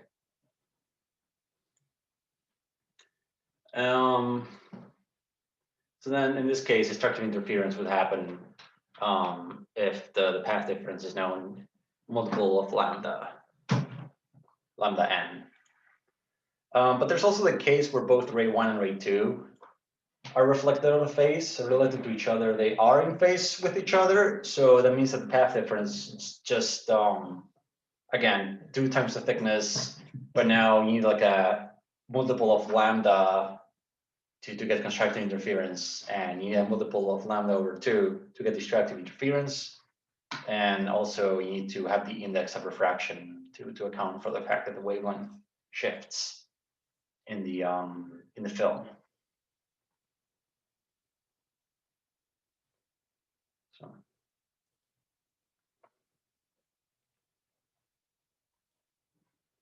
Should be able to do thin film interference questions. Okay.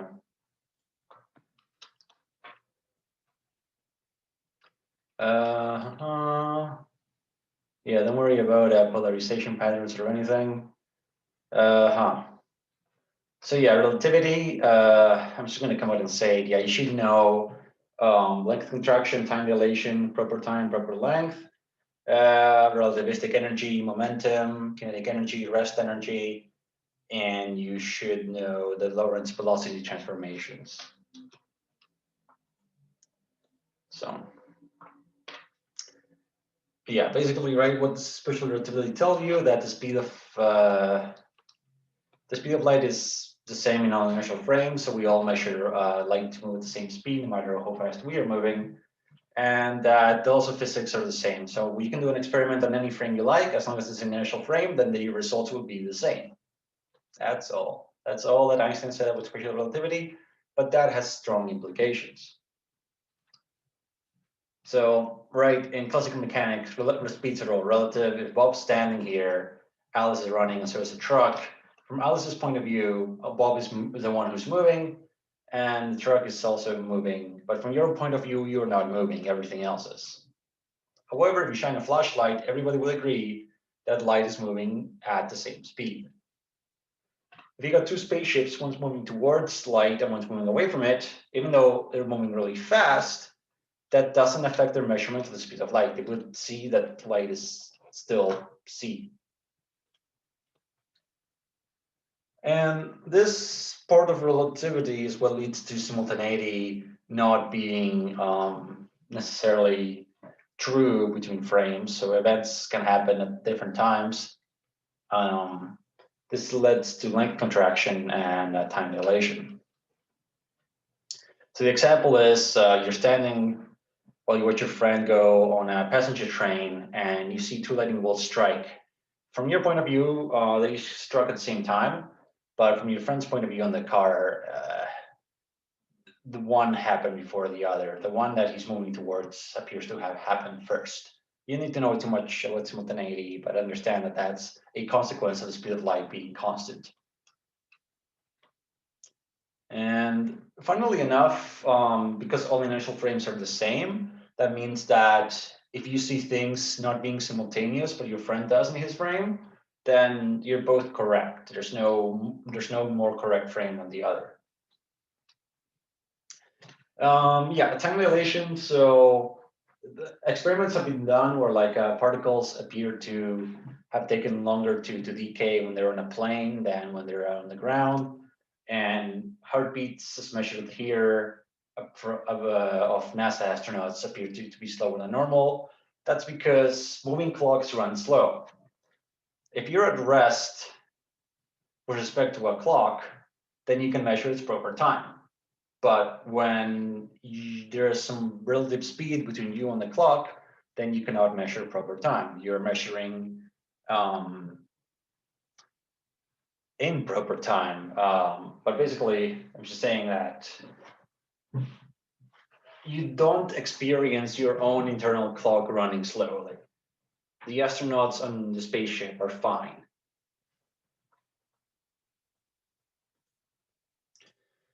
The same thing happens where you're standing on the ground looking at the Big Bang, you're fine. But once you get on a super fast buzz, you look back in the Big Bang and it seems to be ticking super slowly. It takes like a minute for the second hand to move by 1 second. But from someone outside the bus, they see you in the bus and the bus itself moving really slowly. Everything is looking like slow motion if you're standing on the street looking at the bus. But neither you on the road or the man on the bus experience that themselves. So that's time dilation, the fact that time intervals appear to expand when you're observing a moving clock. And again, if you are actually moving with the clock, then you can actually properly observe its time, which is called a proper time.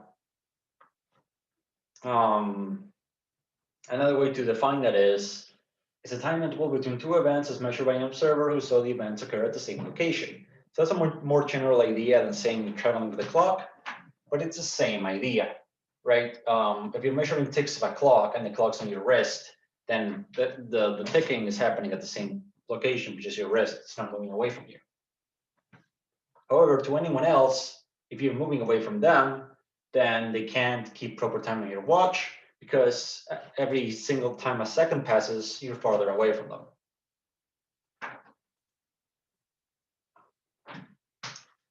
So if you're watching someone move, if you're measuring their time, then your observation of the time interval it takes for them to do anything will be a longer time than they will measure from their own frame, and that's time dilation. The amount by which time intervals expand as the object moves fast depends on the gamma factor, and this is the Lorentz factor. Basically, it means that time dilation is proportional to gamma. The factor only really becomes any significant amount once you are moving at really like 50% the speed of light or faster than that. For classical speeds, you'll never really observe time dilation. So you can kind of see that gamma factor only starts kicking in once you reach 50% the speed of light, which is super fast.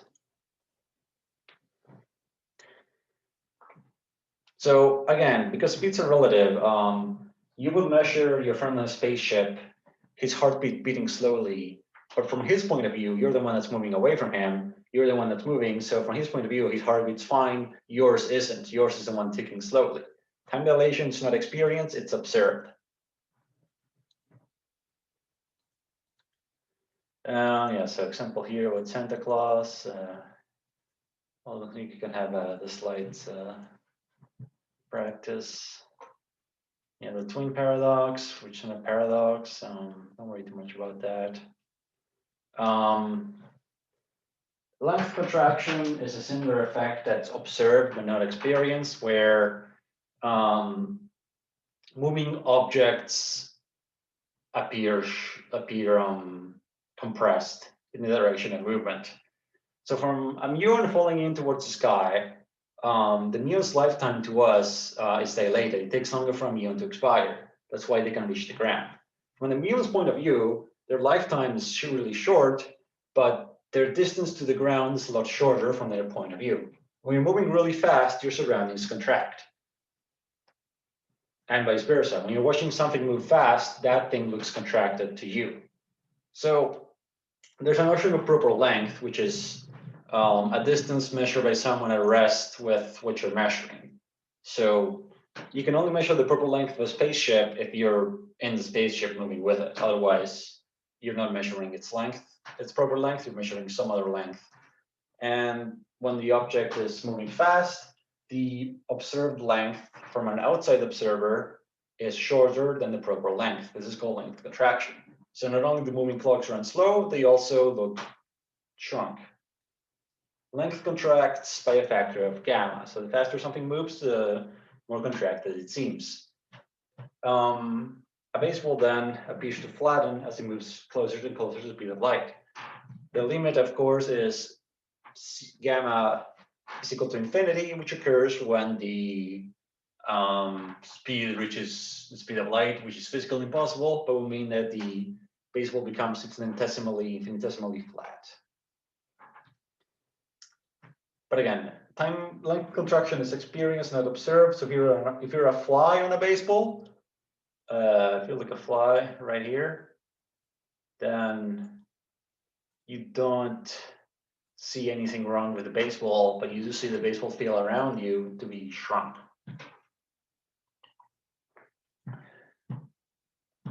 And yeah, here kind of showing the same idea with an astronaut. So if you're on Earth, you see the astronaut on the top diagram there. Spaceship looks shrunk, but if you're this astronaut, you see everything else shrunk. Space around you contracts. And yeah, example with Santa Claus, that's on your slides. Don't worry about space-time diagrams. Don't worry about the relativistic Doppler effect. Okay, so yeah, velocity transformations. So, first year physics, you learned how to go from one frame to another and find relative speeds. You can do the same and account for relativistic speeds by performing the Lorentz coordinate transformations. So they're like the classic ones, but with a gamma factor thrown in to account for relativistic effects to make sure you're not accidentally changing frames and accidentally going somewhere where the speed of light is greater, so anything else than light is faster than light.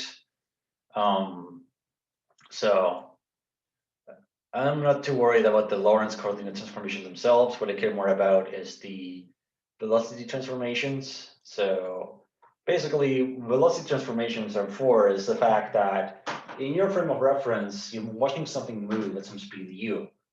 Whatever you're building on a skateboard, how fast do they see the ball?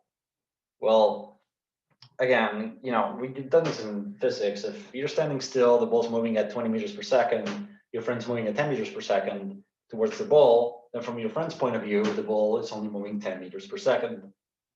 But, you know, due to relativity, no matter how fast you move towards a beam of light, you'll always measure its speed to be c. So to convert observed speeds from your frame to your body's frame on a skateboard, you have to account for the fact that the speed of light is constant. So when converting speeds from one frame to another, you have to basically have this denominator term here that accounts for either the object speed or the speed of your friend being really, really, really fast. Otherwise, for non-relativistic speeds, this denominator term goes to 0, and you're basically left with the object speed minus the speed of the frame you're jumping into, which is a classical formula. Note that this assumes that the object is only moving in the x direction, which will be the case. Right, so if the object has a, the object can have a speed in all three directions, right? So x, y, and z. So the example here is showing you how you can measure the speed of this object as seen from your body's frame. So now you have a transformation for each speed component, u prime x, u prime y, and u prime z, based on the original components of the object speed as seen in your own frame, ux, uy, uz. And what was I going to say? The assumption here is that the frame you're jumping into, your body's frame, their speed v is only along the x-axis. So that's why the formula for the x speed is different than the y and z. You're accounting for your friend's horizontal movement. The formulas are not too different. They're in the formula sheet. The gamma factor, again, is there to account for what happens if you move too fast. And then you can go back. But for non-relativistic speeds, the formula is reduced to Galilean stuff. If the object you're trying to observe in your body's frame is actually a laser or some light source, then the formula works out that your body's frame will observe that speed to also be c, as complying with the laws of relativity.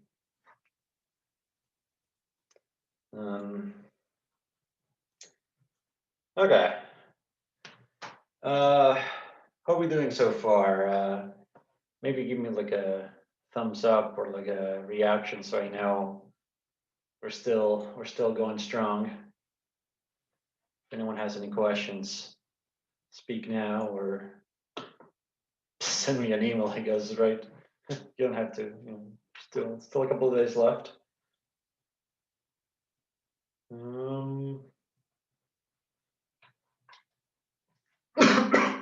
Oh, excuse me.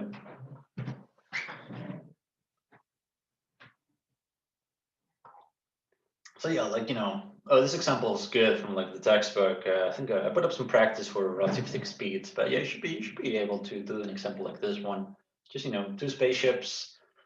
The hardest thing is to maybe identify like, okay, what's the speed? Because there's two components, right? There's the speed of the frame you want to switch to, that's v, and then there's the speed of the object you're measuring, right? That's u. So v refers to the frame you're jumping onto, and u refers to the speed of the object as measured in your frame and as measured in the frame you're jumping onto. So try to establish which one's which first, so you don't get them mixed up.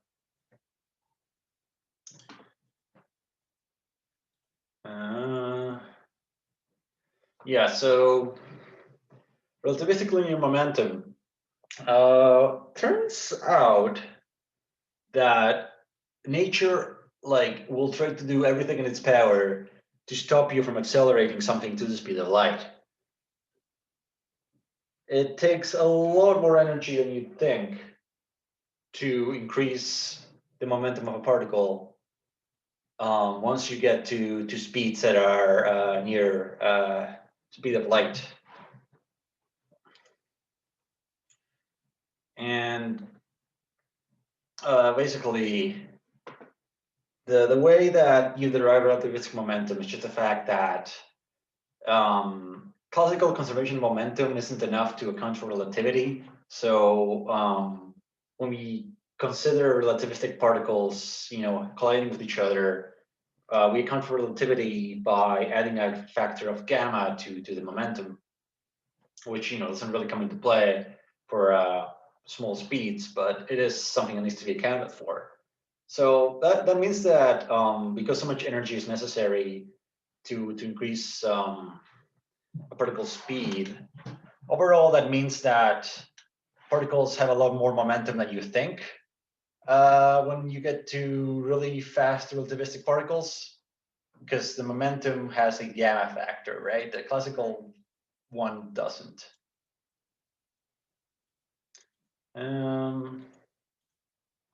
So yeah, you can kind of see that here, how like they calculated an electron's momentum when it's moving at 75% the speed of light, and compared to the classical momentum, it's about 1.5 times bigger.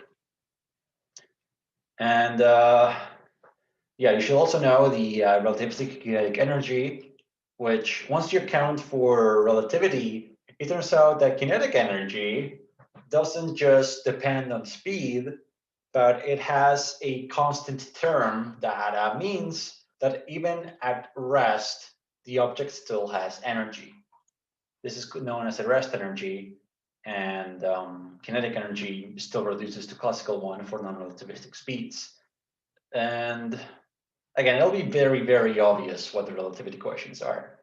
But you can kind of see here in this graph that what it's showing you is the energy needed to get to a particular kinetic energy. In red, it's showing you for a, using the relativistic formula, and the blue one's showing you the classical formula. What the classical formula shows you in blue is that as the speed increases without limit, then you just keep gaining more and more kinetic energy. But relativistic formula shows you that the kinetic energy necessary to reach a speed of c is infinite. And the faster you go, the harder it is to reach higher speeds.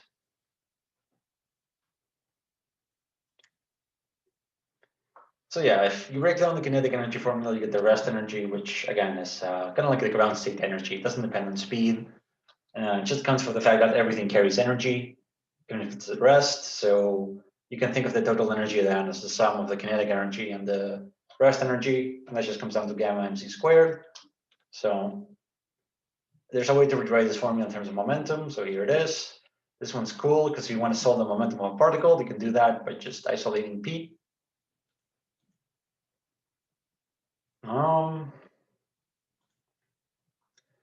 And yeah, so energy we've seen in first year physics is done in joules, but basically the energy of most particles are fairly a tiny amount of joules. So we rather work in electron volts. Remember that an electron volt is the energy an electron has after being accelerated through a 1 volt potential.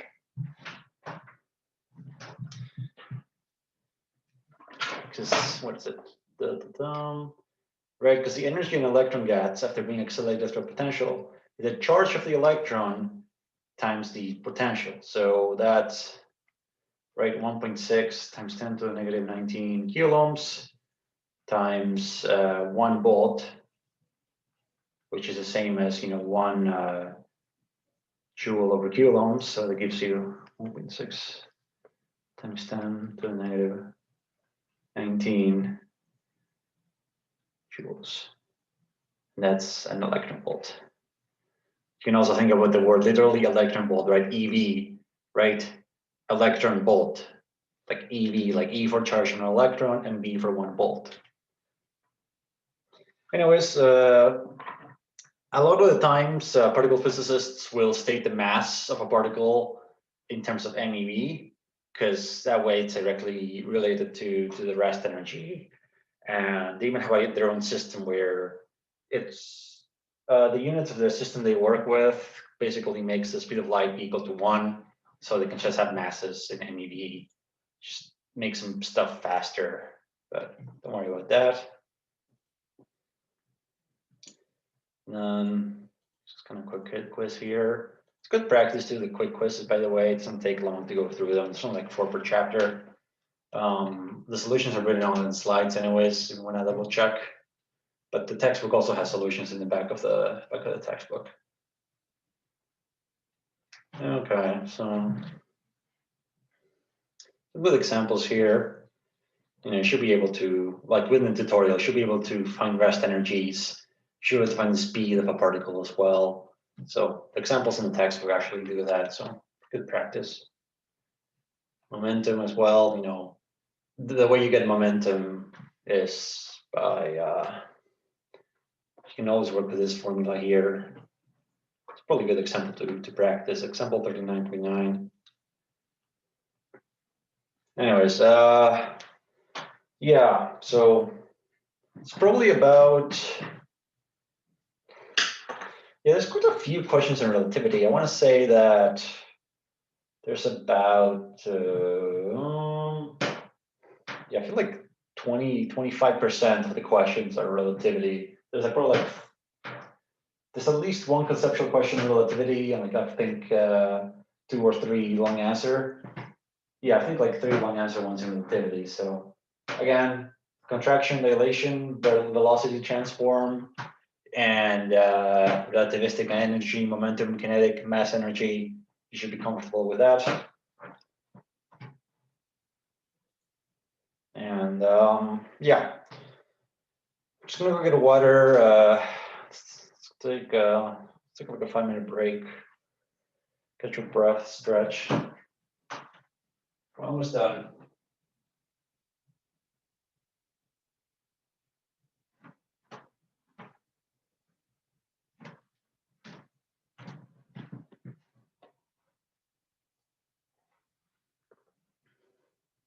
So I'll be back in a bit.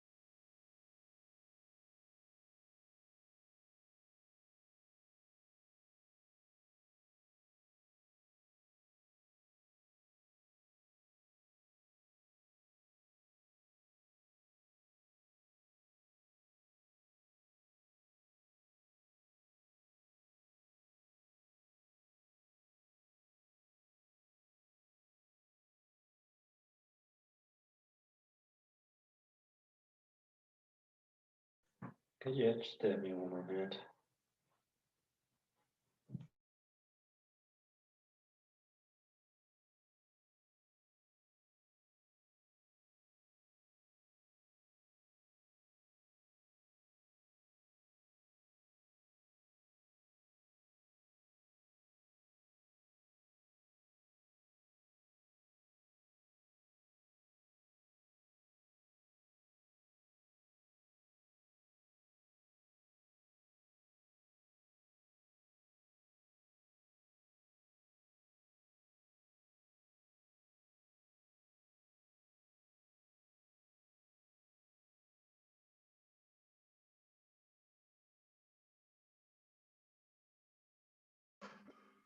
Oh man. All right, almost almost there. Almost done. And then no more Friday afternoons of physics Zoom. Okay. Yeah. So boom. Quantum mechanics, scary word, not so scary. I assure you, the questions are not scary. And I'm not saying that because I don't think they're scary. I made sure to put stuff there that's again something like an assignment, nothing like crazy conceptual. But you should know how the photoelectric effect works. Basically, you have a plate, and it's in a vacuum. There's a plate on the other side. So what you can do is you can shine light into one of the plates. It's called a plate E. And if the light is energetic enough, then it'll actually eject electrons onto the neighboring plate. So when we say light is energetic, it turned out that light, people thought it was a classical wave, that its energy had to do with its intensity and its amplitude. But no, it turns out that light that's high frequency is more energetic than low frequency light. So what determines the frequency of light is actually, what determines the energy of light is actually its frequency. That's why red light is less energetic than violet light. So, but basically, what determines what frequency of light is able to eject electrons out of the plate, which by the way is with the photoelectric effect, is that effectively the effect of electrons being ejected from their plate to another one by light striking in. And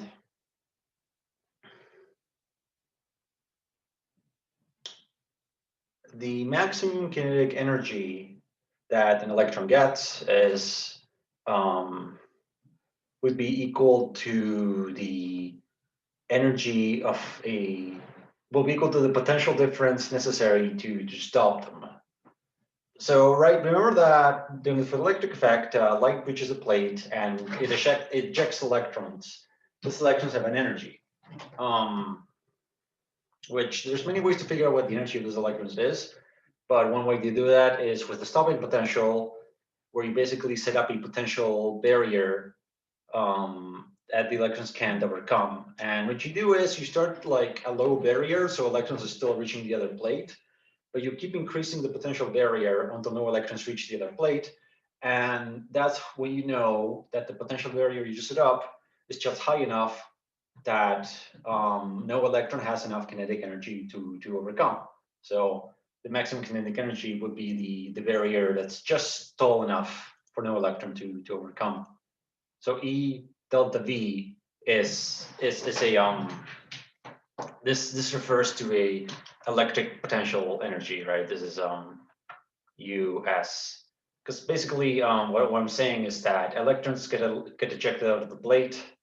Normally the experiment is set up so that the other plate is positively charged, so that the electrons are happy to reach the other plate. It's kind of like a ball rolling down a hill. Now, but the stopping potential though is what happens when you flip the polarity on the plate, and now the receiving plate is negatively charged. So electrons are getting ejected by photons. So so they have some energy, but to make it to the other plate, they have to overcome the repulsion. So it's a bit of an uphill battle for the electrons now. They have some kinetic energy from the ejection, but they still got to get to the other plate. And when you increase the stopping potential, you increase the slope basically. Less electrons are going to be able to get to the top because you made it steeper for them. Anyways, there's some historical stuff.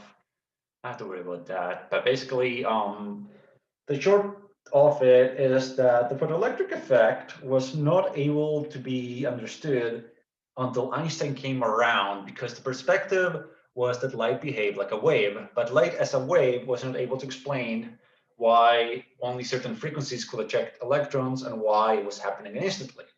Only a particle model of light, we know as photons, could explain the behavior.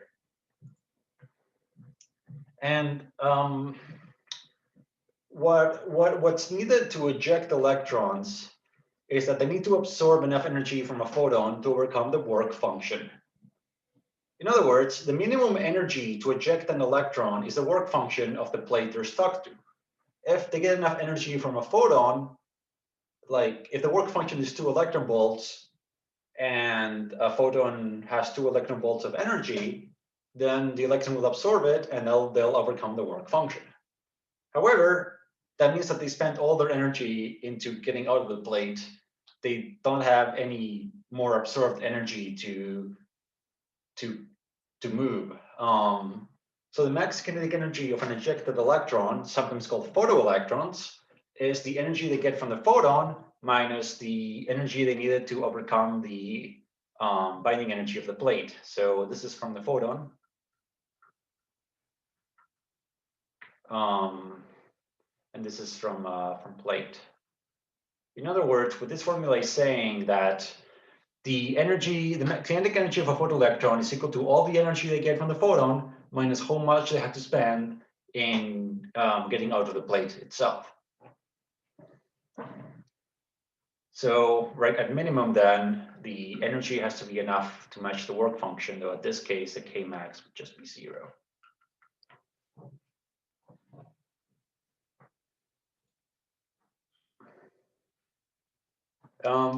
It's also worth mentioning, though, that electrons can collide with other particles. So it's possible to shoot like alpha particles at a plate and have them give the electron energy and eject them.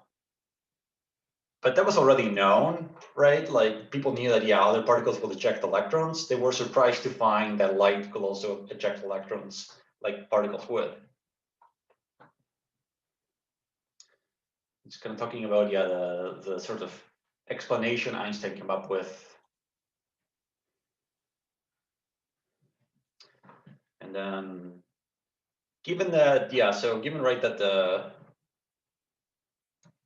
the work function is the minimum amount of energy a photon needs to have, then the energy of the photon being proportional to its frequency means that you can then find the cutoff frequency. If the work function is the cutoff energy, then the cutoff frequency is a work function divided by Planck's constant, because after all, the energy of a photon is just Planck's constant divided by, times the frequency of the photon. Yeah, so always good to know, right, that E for a photon is always HF, which means that the energy of a photon is always proportional to its frequency.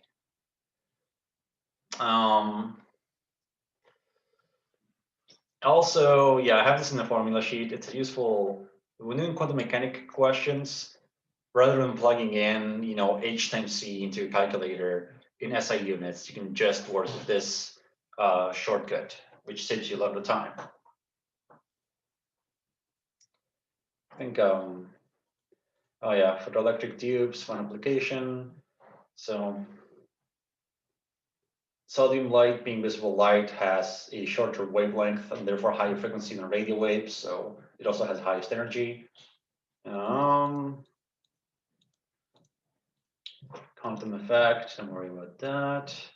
But okay, now actually Compton effect is another proof that light isn't just a wave, because X-rays were scattering with electrons in a very very classical physicsy collision. So it led to this Compton basically derived its own model where the X-ray behaved like a classical particle and has lost some energy after scattering off the electron. Just another way of how the classical model of light wasn't enough to explain this phenomenon. And basically, yeah, the rays lose energy when hitting an electron, so the wavelength gets longer. Okay, very important. De Broglie, after seeing all the stuff to do with the Compton scattering and the photoelectric effect, figured that if light can act like a particle, then particles can act like light. So he figured that then particles would have a wavelength. This is the Broglie wavelength that's inversely proportional to their momentum, right here. In other words, for any particle with any mass and any speed, you can find a corresponding wavelength, HMU or HMV sometimes. Maybe the textbook, I think the textbook might use HMV, just means the same thing, just speed of the particle. And also, particles then have some frequency associated as well. That's directly proportional to the energy of the particle. So the uncertainty principle, so this one's a kind of worms, but basically the short and skinny of the uncertainty principle is just the fact that there is a hard limit in how well you can measure position and momentum of a particle. So the more you know about the position, the less you know the momentum, and vice versa. There's the joke about Heisenberg driving really fast on the highway, getting pulled over by highway patrol. The highway patrol gets him to roll in the window and tells Heisenberg, "Do you have any idea how fast you were driving?" And Heisenberg replies, "No, but I know exactly where I am." And point being is you then derive they have this formula here, which I added to the formula sheet, that basically states that, yeah, there's a lower limit to your resolution, position, and momentum. And if one increases, the other must decrease in order to satisfy this condition. Note, this is h bar, not h. H bar is Planck's constant divided by 2 pi. So if you were to write this out in full, you get something like h over, not something you have to memorize, but in your physics career, it's useful to know h bar, which is just h over 2 pi, right? So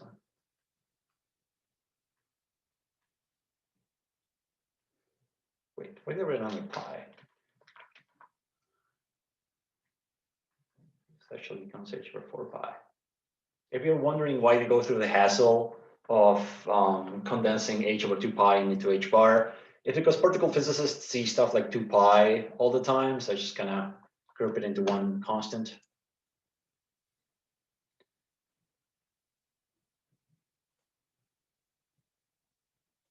Some formatting errors. And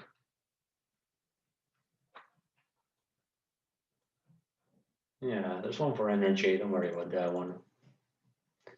But yeah, the more you know a position, the harder it is to know the momentum.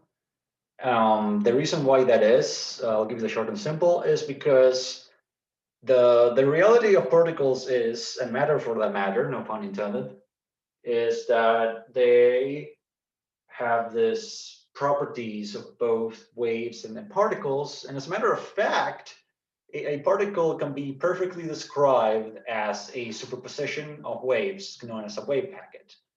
But because of that, because of its nature as a superposition of waves, that means that when it comes to a position, to a well-localized particle, that you can put your finger exactly where it is, its wave representation is one made up of a lot of different little wave components. So it's impossible to know the momentum.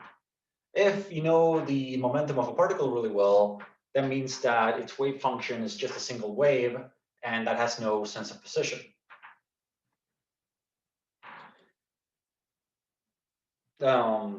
Yeah. Okay, so this chapter, perhaps one of the harder chapters in the textbook. I'll try to make it simple. I'm not expecting too much in the final, but like I was saying, a particle can be described with a wave function. And the thing about particles you have to understand is that once you get to the quantum scale of things, a particle doesn't just occupy a single spot. It's not like a pen on a table or anything we see where like it is where it is. Particles can occupy multiple spots at the same time. When you observe one with like an electron microscope, you do only see it, you see it before you in a particular spot. But if you observe it again a second later, it'll be somewhere else. If you keep observing it over a long period of time, you see that, yeah, it's more likely to be in some areas than other areas. But overall, its position kind of jumps around. And again, this is due to its wave duality, where observing it, it looks like a particle, but while it's unobserved, it's acting like a wave. So it's kind of like, you know, everywhere in a small region. So every time you observe it, its wave function collapses to a single point. But if you observe it again, it'll collapse to another point, and so on. But on average, though, if you keep observing it, you'll see that it mostly appears in the same region. The wave function, even though, you know, has wave terminology, we've seen it in the earlier chapters for mechanical waves, has a wave number 2 pi over lambda and has an angular frequency. Well, these being wave properties, we have now learned that particles have a wavelength and a frequency as told by the de Broglie wavelength and frequency formulas. So the wave function is directly related to particle properties, since the wavelength relates to the momentum of a particle based on the de Broglie wavelength, and the angular frequency relates to the energy of the particle by the de Broglie frequency. Again, yeah, the de Broglie frequency, you've seen it probably as just in terms of a linear density. Oh, sorry, nearly dropped my pen. Right, you've probably seen, yeah, the Broglie frequency of a particle is equal to its energy over h. So, but the angular frequency of omega is just 2 pi f. So that will be equal to 2 pi e over h, which you can leave it as it is, or if you want to be neat, you can be like.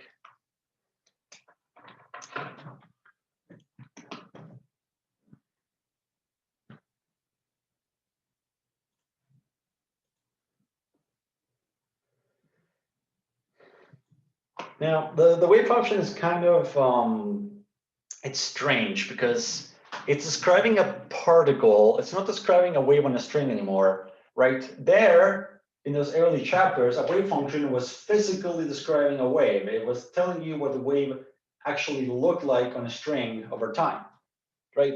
This, as a wave function for a wave on a string, would actually mean the shape of the string at some point in time.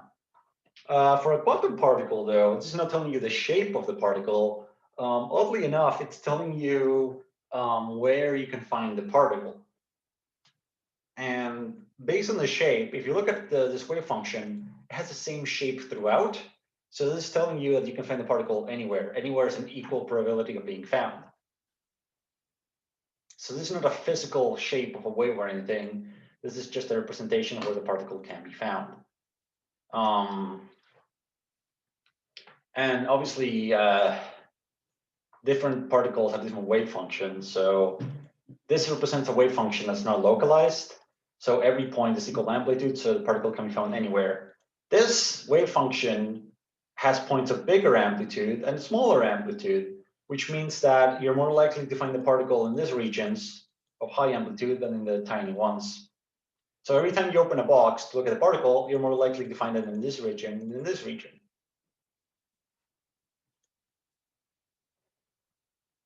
And then the wave function can be described as a function of time, and it can be described to a system of particles, but let's keep it simple and have a one-dimensional wave function that's time independent and talks about a single particle in a single dimension. And once you have the wave function, then one-dimensional wave function for a single particle, the area under the amplitude of the wave function tells you the chances of finding it. But not directly under the wave function itself, but rather the basically what's called the modulus of the wave function, which is the square. This value here actually gives you the probability density of the wave function. It tells you what regions of space you're more likely to find a particle in. So look at this graph here. This graph is telling you that in this region where the curve is really high, you're very likely to find a particle every time you open the box.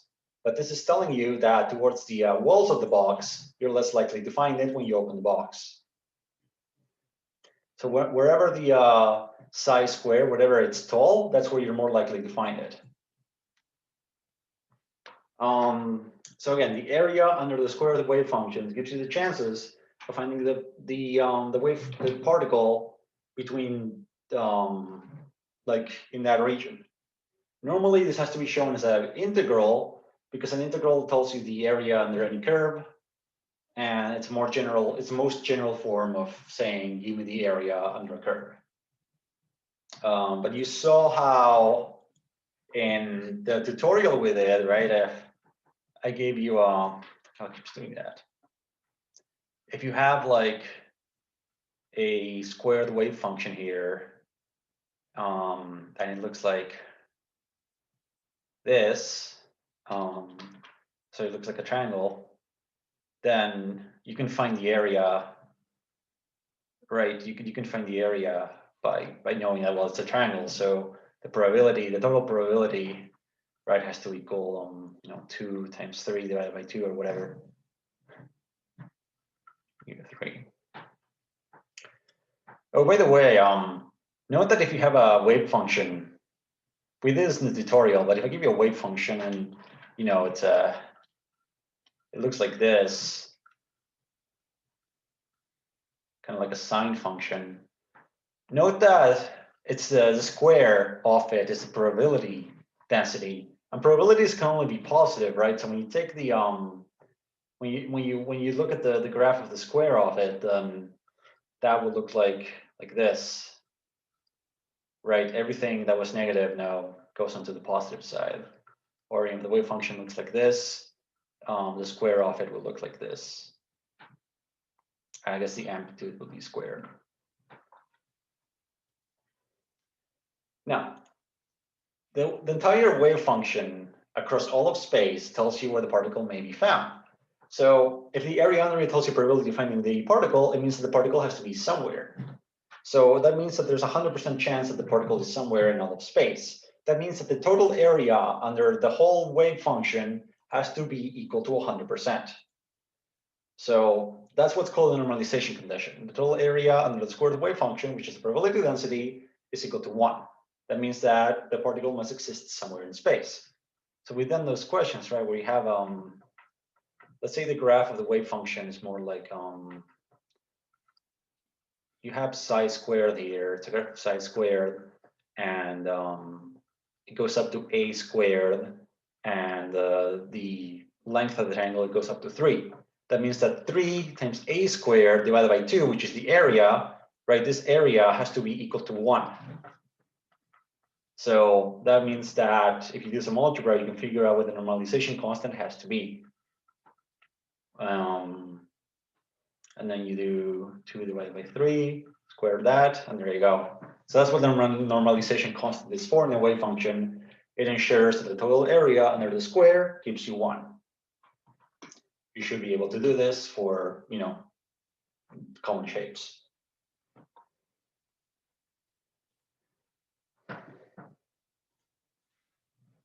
Okay, and our expectation value.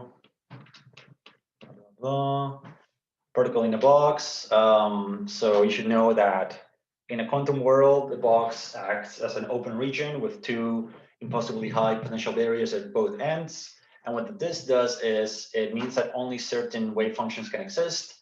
And because they are like standing waves, that means that you can only have certain frequencies and wavelength, which means that only certain energies are possible. And the energy of the particle in a box, as you go up in quantum states, it increases by a factor of n squared. So there's always going to be a ground state energy for n is equal to 1, and then energies get faster and faster, get bigger and bigger as the particle gets more excited and can go to higher quantum states.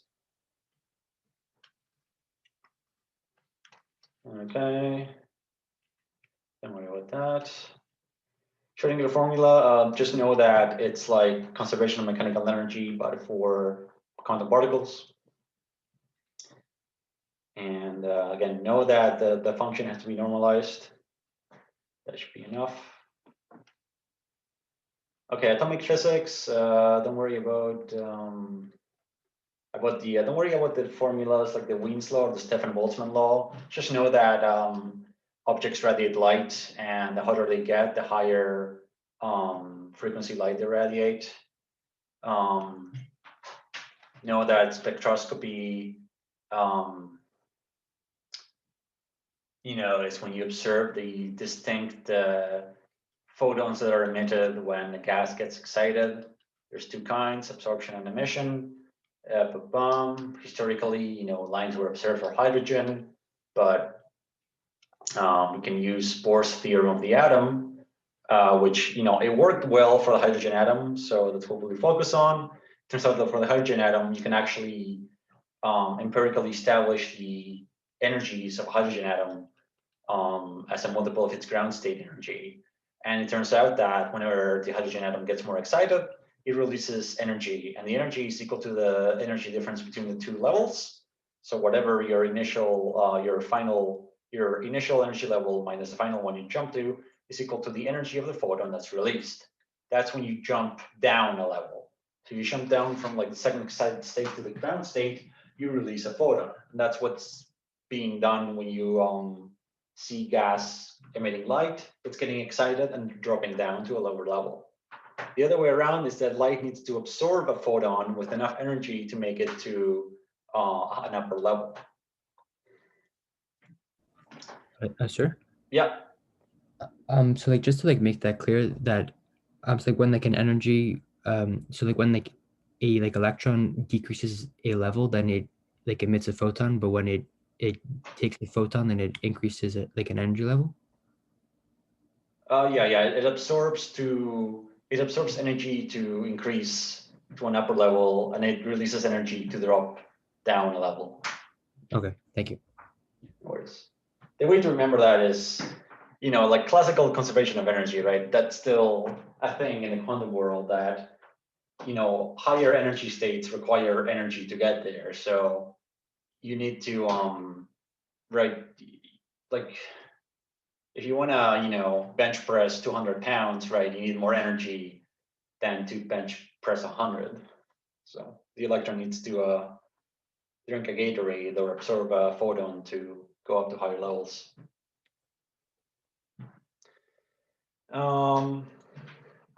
Right, so then you can establish that all the levels of energy possible for an electron atom are actually dependent on the ground state energy, and that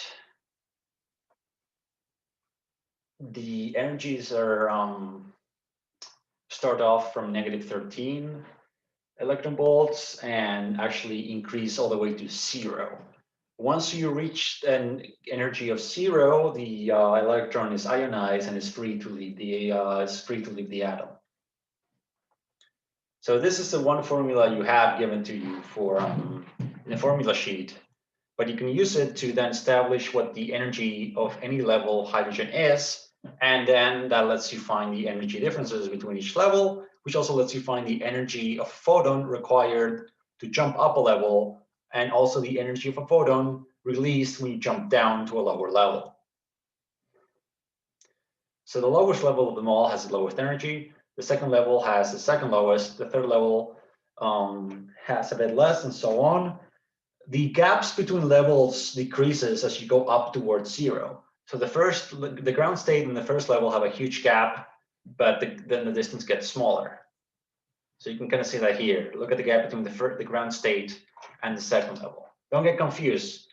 The first excited state belongs to n is equal to 2, because the ground level is n equal 1. So look at the gap. The ground state energy is -13. The second state energy is -3, which is the first excited state. And then gaps become smaller. So anytime you jump down level, you release energy. But if you want to jump up from, say, the first to the second, you need to absorb a photon with energy equal to the difference between them. So you probably have to absorb a photon of about 10.2 electron volts to jump to the second level. But when you jump down from the second level to the first level, you release a photon with energy equal to 12.4. Sorry, to 13.6 minus 3.4, that's 10.2. But if you add more energy so that the system reaches an energy above 0, then it becomes ionized. The ionization energy is the minimum, which is 13.6 electron volts. Yeah, and from there you can actually derive a formula to directly measure the wavelength of a photon emitted or absorbed. But doesn't really, if you know the energies of two states, then once you get the difference, then you can easily find the energy of the photon, sorry, the wavelength, the frequency of the photon using the right? If you know the energy of a photon, then you know that's equal to HF, and you want to get the wavelength, you can just use HC lambda. And get lambda using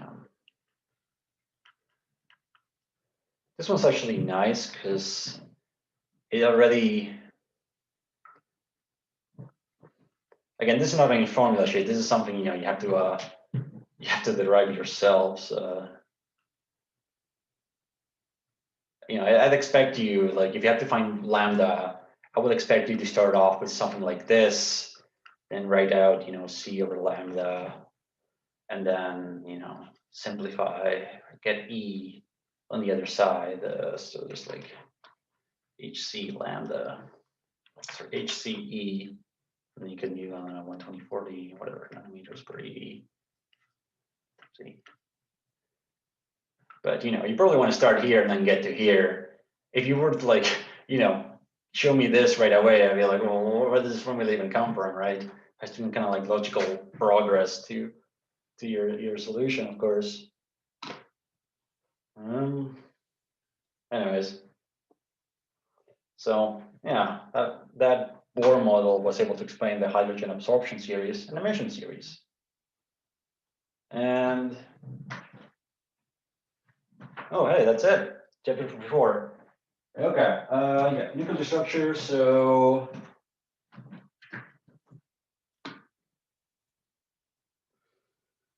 yeah, we talked about atoms in this one, right? Nucleus specifically. The nucleus is just protons and neutrons. So elements have numbers to indicate the number of neutrons, protons, and the two of them combined. That's the mass number. Normally, you only really show the mass number next to the chemical element. Isotopes are, an element in different forms when it has different number of neutrons. Some of them are more stable than others, which is why there's more carbon-12 that's super stable than carbon-13 or carbon-11. And yeah, honestly, this stuff, with the rest energy, you should really know, as part of relativity. But when when an atom comes together, when a nucleus forms, some energy is released. So a nucleus is more stable than the separated nucleons. And the bigger the nucleus, the more repulsion it experiences due to Coulomb forces. So effectively, as you discover, heavier elements in the periodic table, turns out that they have a lot more neutrons than protons, because you need more neutrons to glue them together, since protons tend to reject each other quite strongly. But at some point, though, like, we haven't seen any stable nuclei past an atomic number of 80, because anything past that, there's just too many protons to hold the nucleus together for long. So all elements past that, all those rare earth elements, are unstable and tend to decay at different rates. But every one of these elements, though, as shown here, as elements and isotopes, are stable and have not been observed to decay, because the number of electrons, of neutrons and protons in the nucleus is a good stable number. Anyways, if you want to break nucleus apart, you have to add energy. In the same way you have to ionize an electron by adding enough energy, you need to do the same to break a nucleus apart. Of course, it takes a lot more energy to do that than to ionize an electron, but that's can be determined by finding the energy difference between the atom and its components. So, and then it turns out that due to the geometry of a nucleus, only like up to like nickel and germanium have a big binding energy. Then it kind of decreases a bit for later elements in the periodic table. And that's because due to diminishing returns in binding energy. As more protons get there, the nucleus becomes weaker. Anyways, the real thing I care about, though, is radioactivity. So you should understand how like decay works, how the rate of decay is exponential. There's a decay constant lambda that determines how fast it happens on average. So large lambda means something will decay quickly, like radium. Small lambda, like uranium, means that things will take longer to decay. In the case of uranium, it's so small that it takes thousands of years to decay. That's why uranium is a huge pain in the butt to get rid of. And again, only unstable elements decay. The reason they do is because they want to become a stable element, so they become something else. If you were to graph how much of an element you have over time, it's an exponential function. The formula for the amount is shown here. And it's basically still you how much of a nuclei of a sample you have left, given an initial amount, and O times the exponential function. There's a decay rate and T for how much time has passed. The decay rate is just the same as the amount formula, but with lambda in front. And initially, then there's an initial, right? Because like the more of an element you have, the bigger the decay rate, because there's more particles to decay at any given time.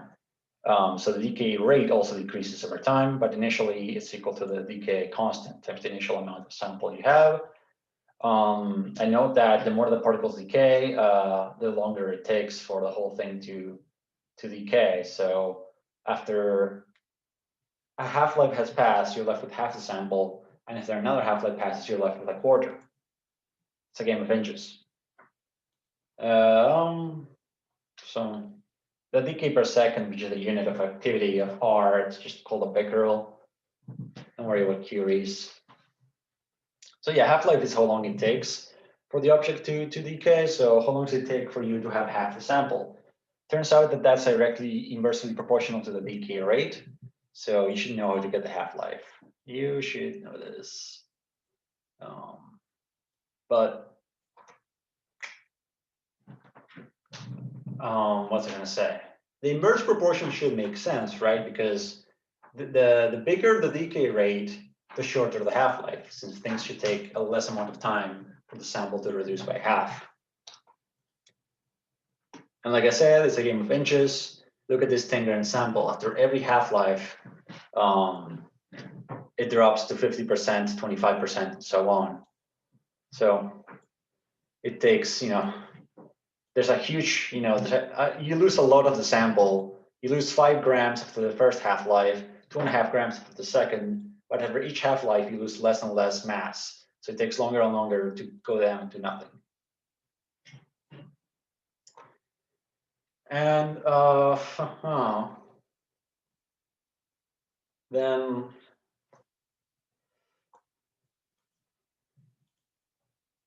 well, it turns out then you can actually find how much of a sample you have left after n number of half-lives using this formula. But I didn't have it in a formula sheet, so if you can derive it, then you're welcome to use it. But basically, right, this is 1 over 2 times n, because every half-life, decreases it by half. So that's where the formula comes from. Okay, we oh right, I forgot. Yeah, so you kind of see what I was talking about. That uranium takes forever to decay, but lithium, yeah, radioactive stuff, you shouldn't be hanging around it. But at least if you're dealing with lithium, it'll decay so quickly that you won't have to worry about it.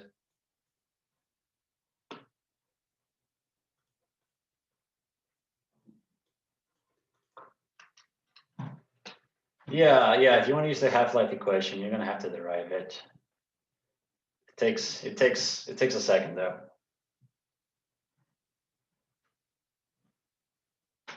Big F, maybe you will, maybe you won't. Right, because you just what do you do, right? You say, well, at some time, right, when at t equal to the half-life passes, you know that you have left half of your original sample. But the formula, right, is equal to NOE minus lambda, I guess T1/2. So you have 1/2, I'm just canceling out the NO, is equal to E minus lambda T1/2. So you should be able to, right, if you do the math, you get E lambda T1/2 is equal to 2. So that gives you lambda T1/2 equals ln 2. This is then T1/2 is equal to ln 2 divided by lambda. That's it. So nothing too wild. Okay, yeah, so does anyone have any last minute questions? I feel like, yeah, give you some pretty good hints. Yeah, again, I really don't think this is finalist too wide or anything. It's kind of more like a gauntlet than anything else, but getting comfortable with the assignment questions and the practice, then you'll be fine, I assure you.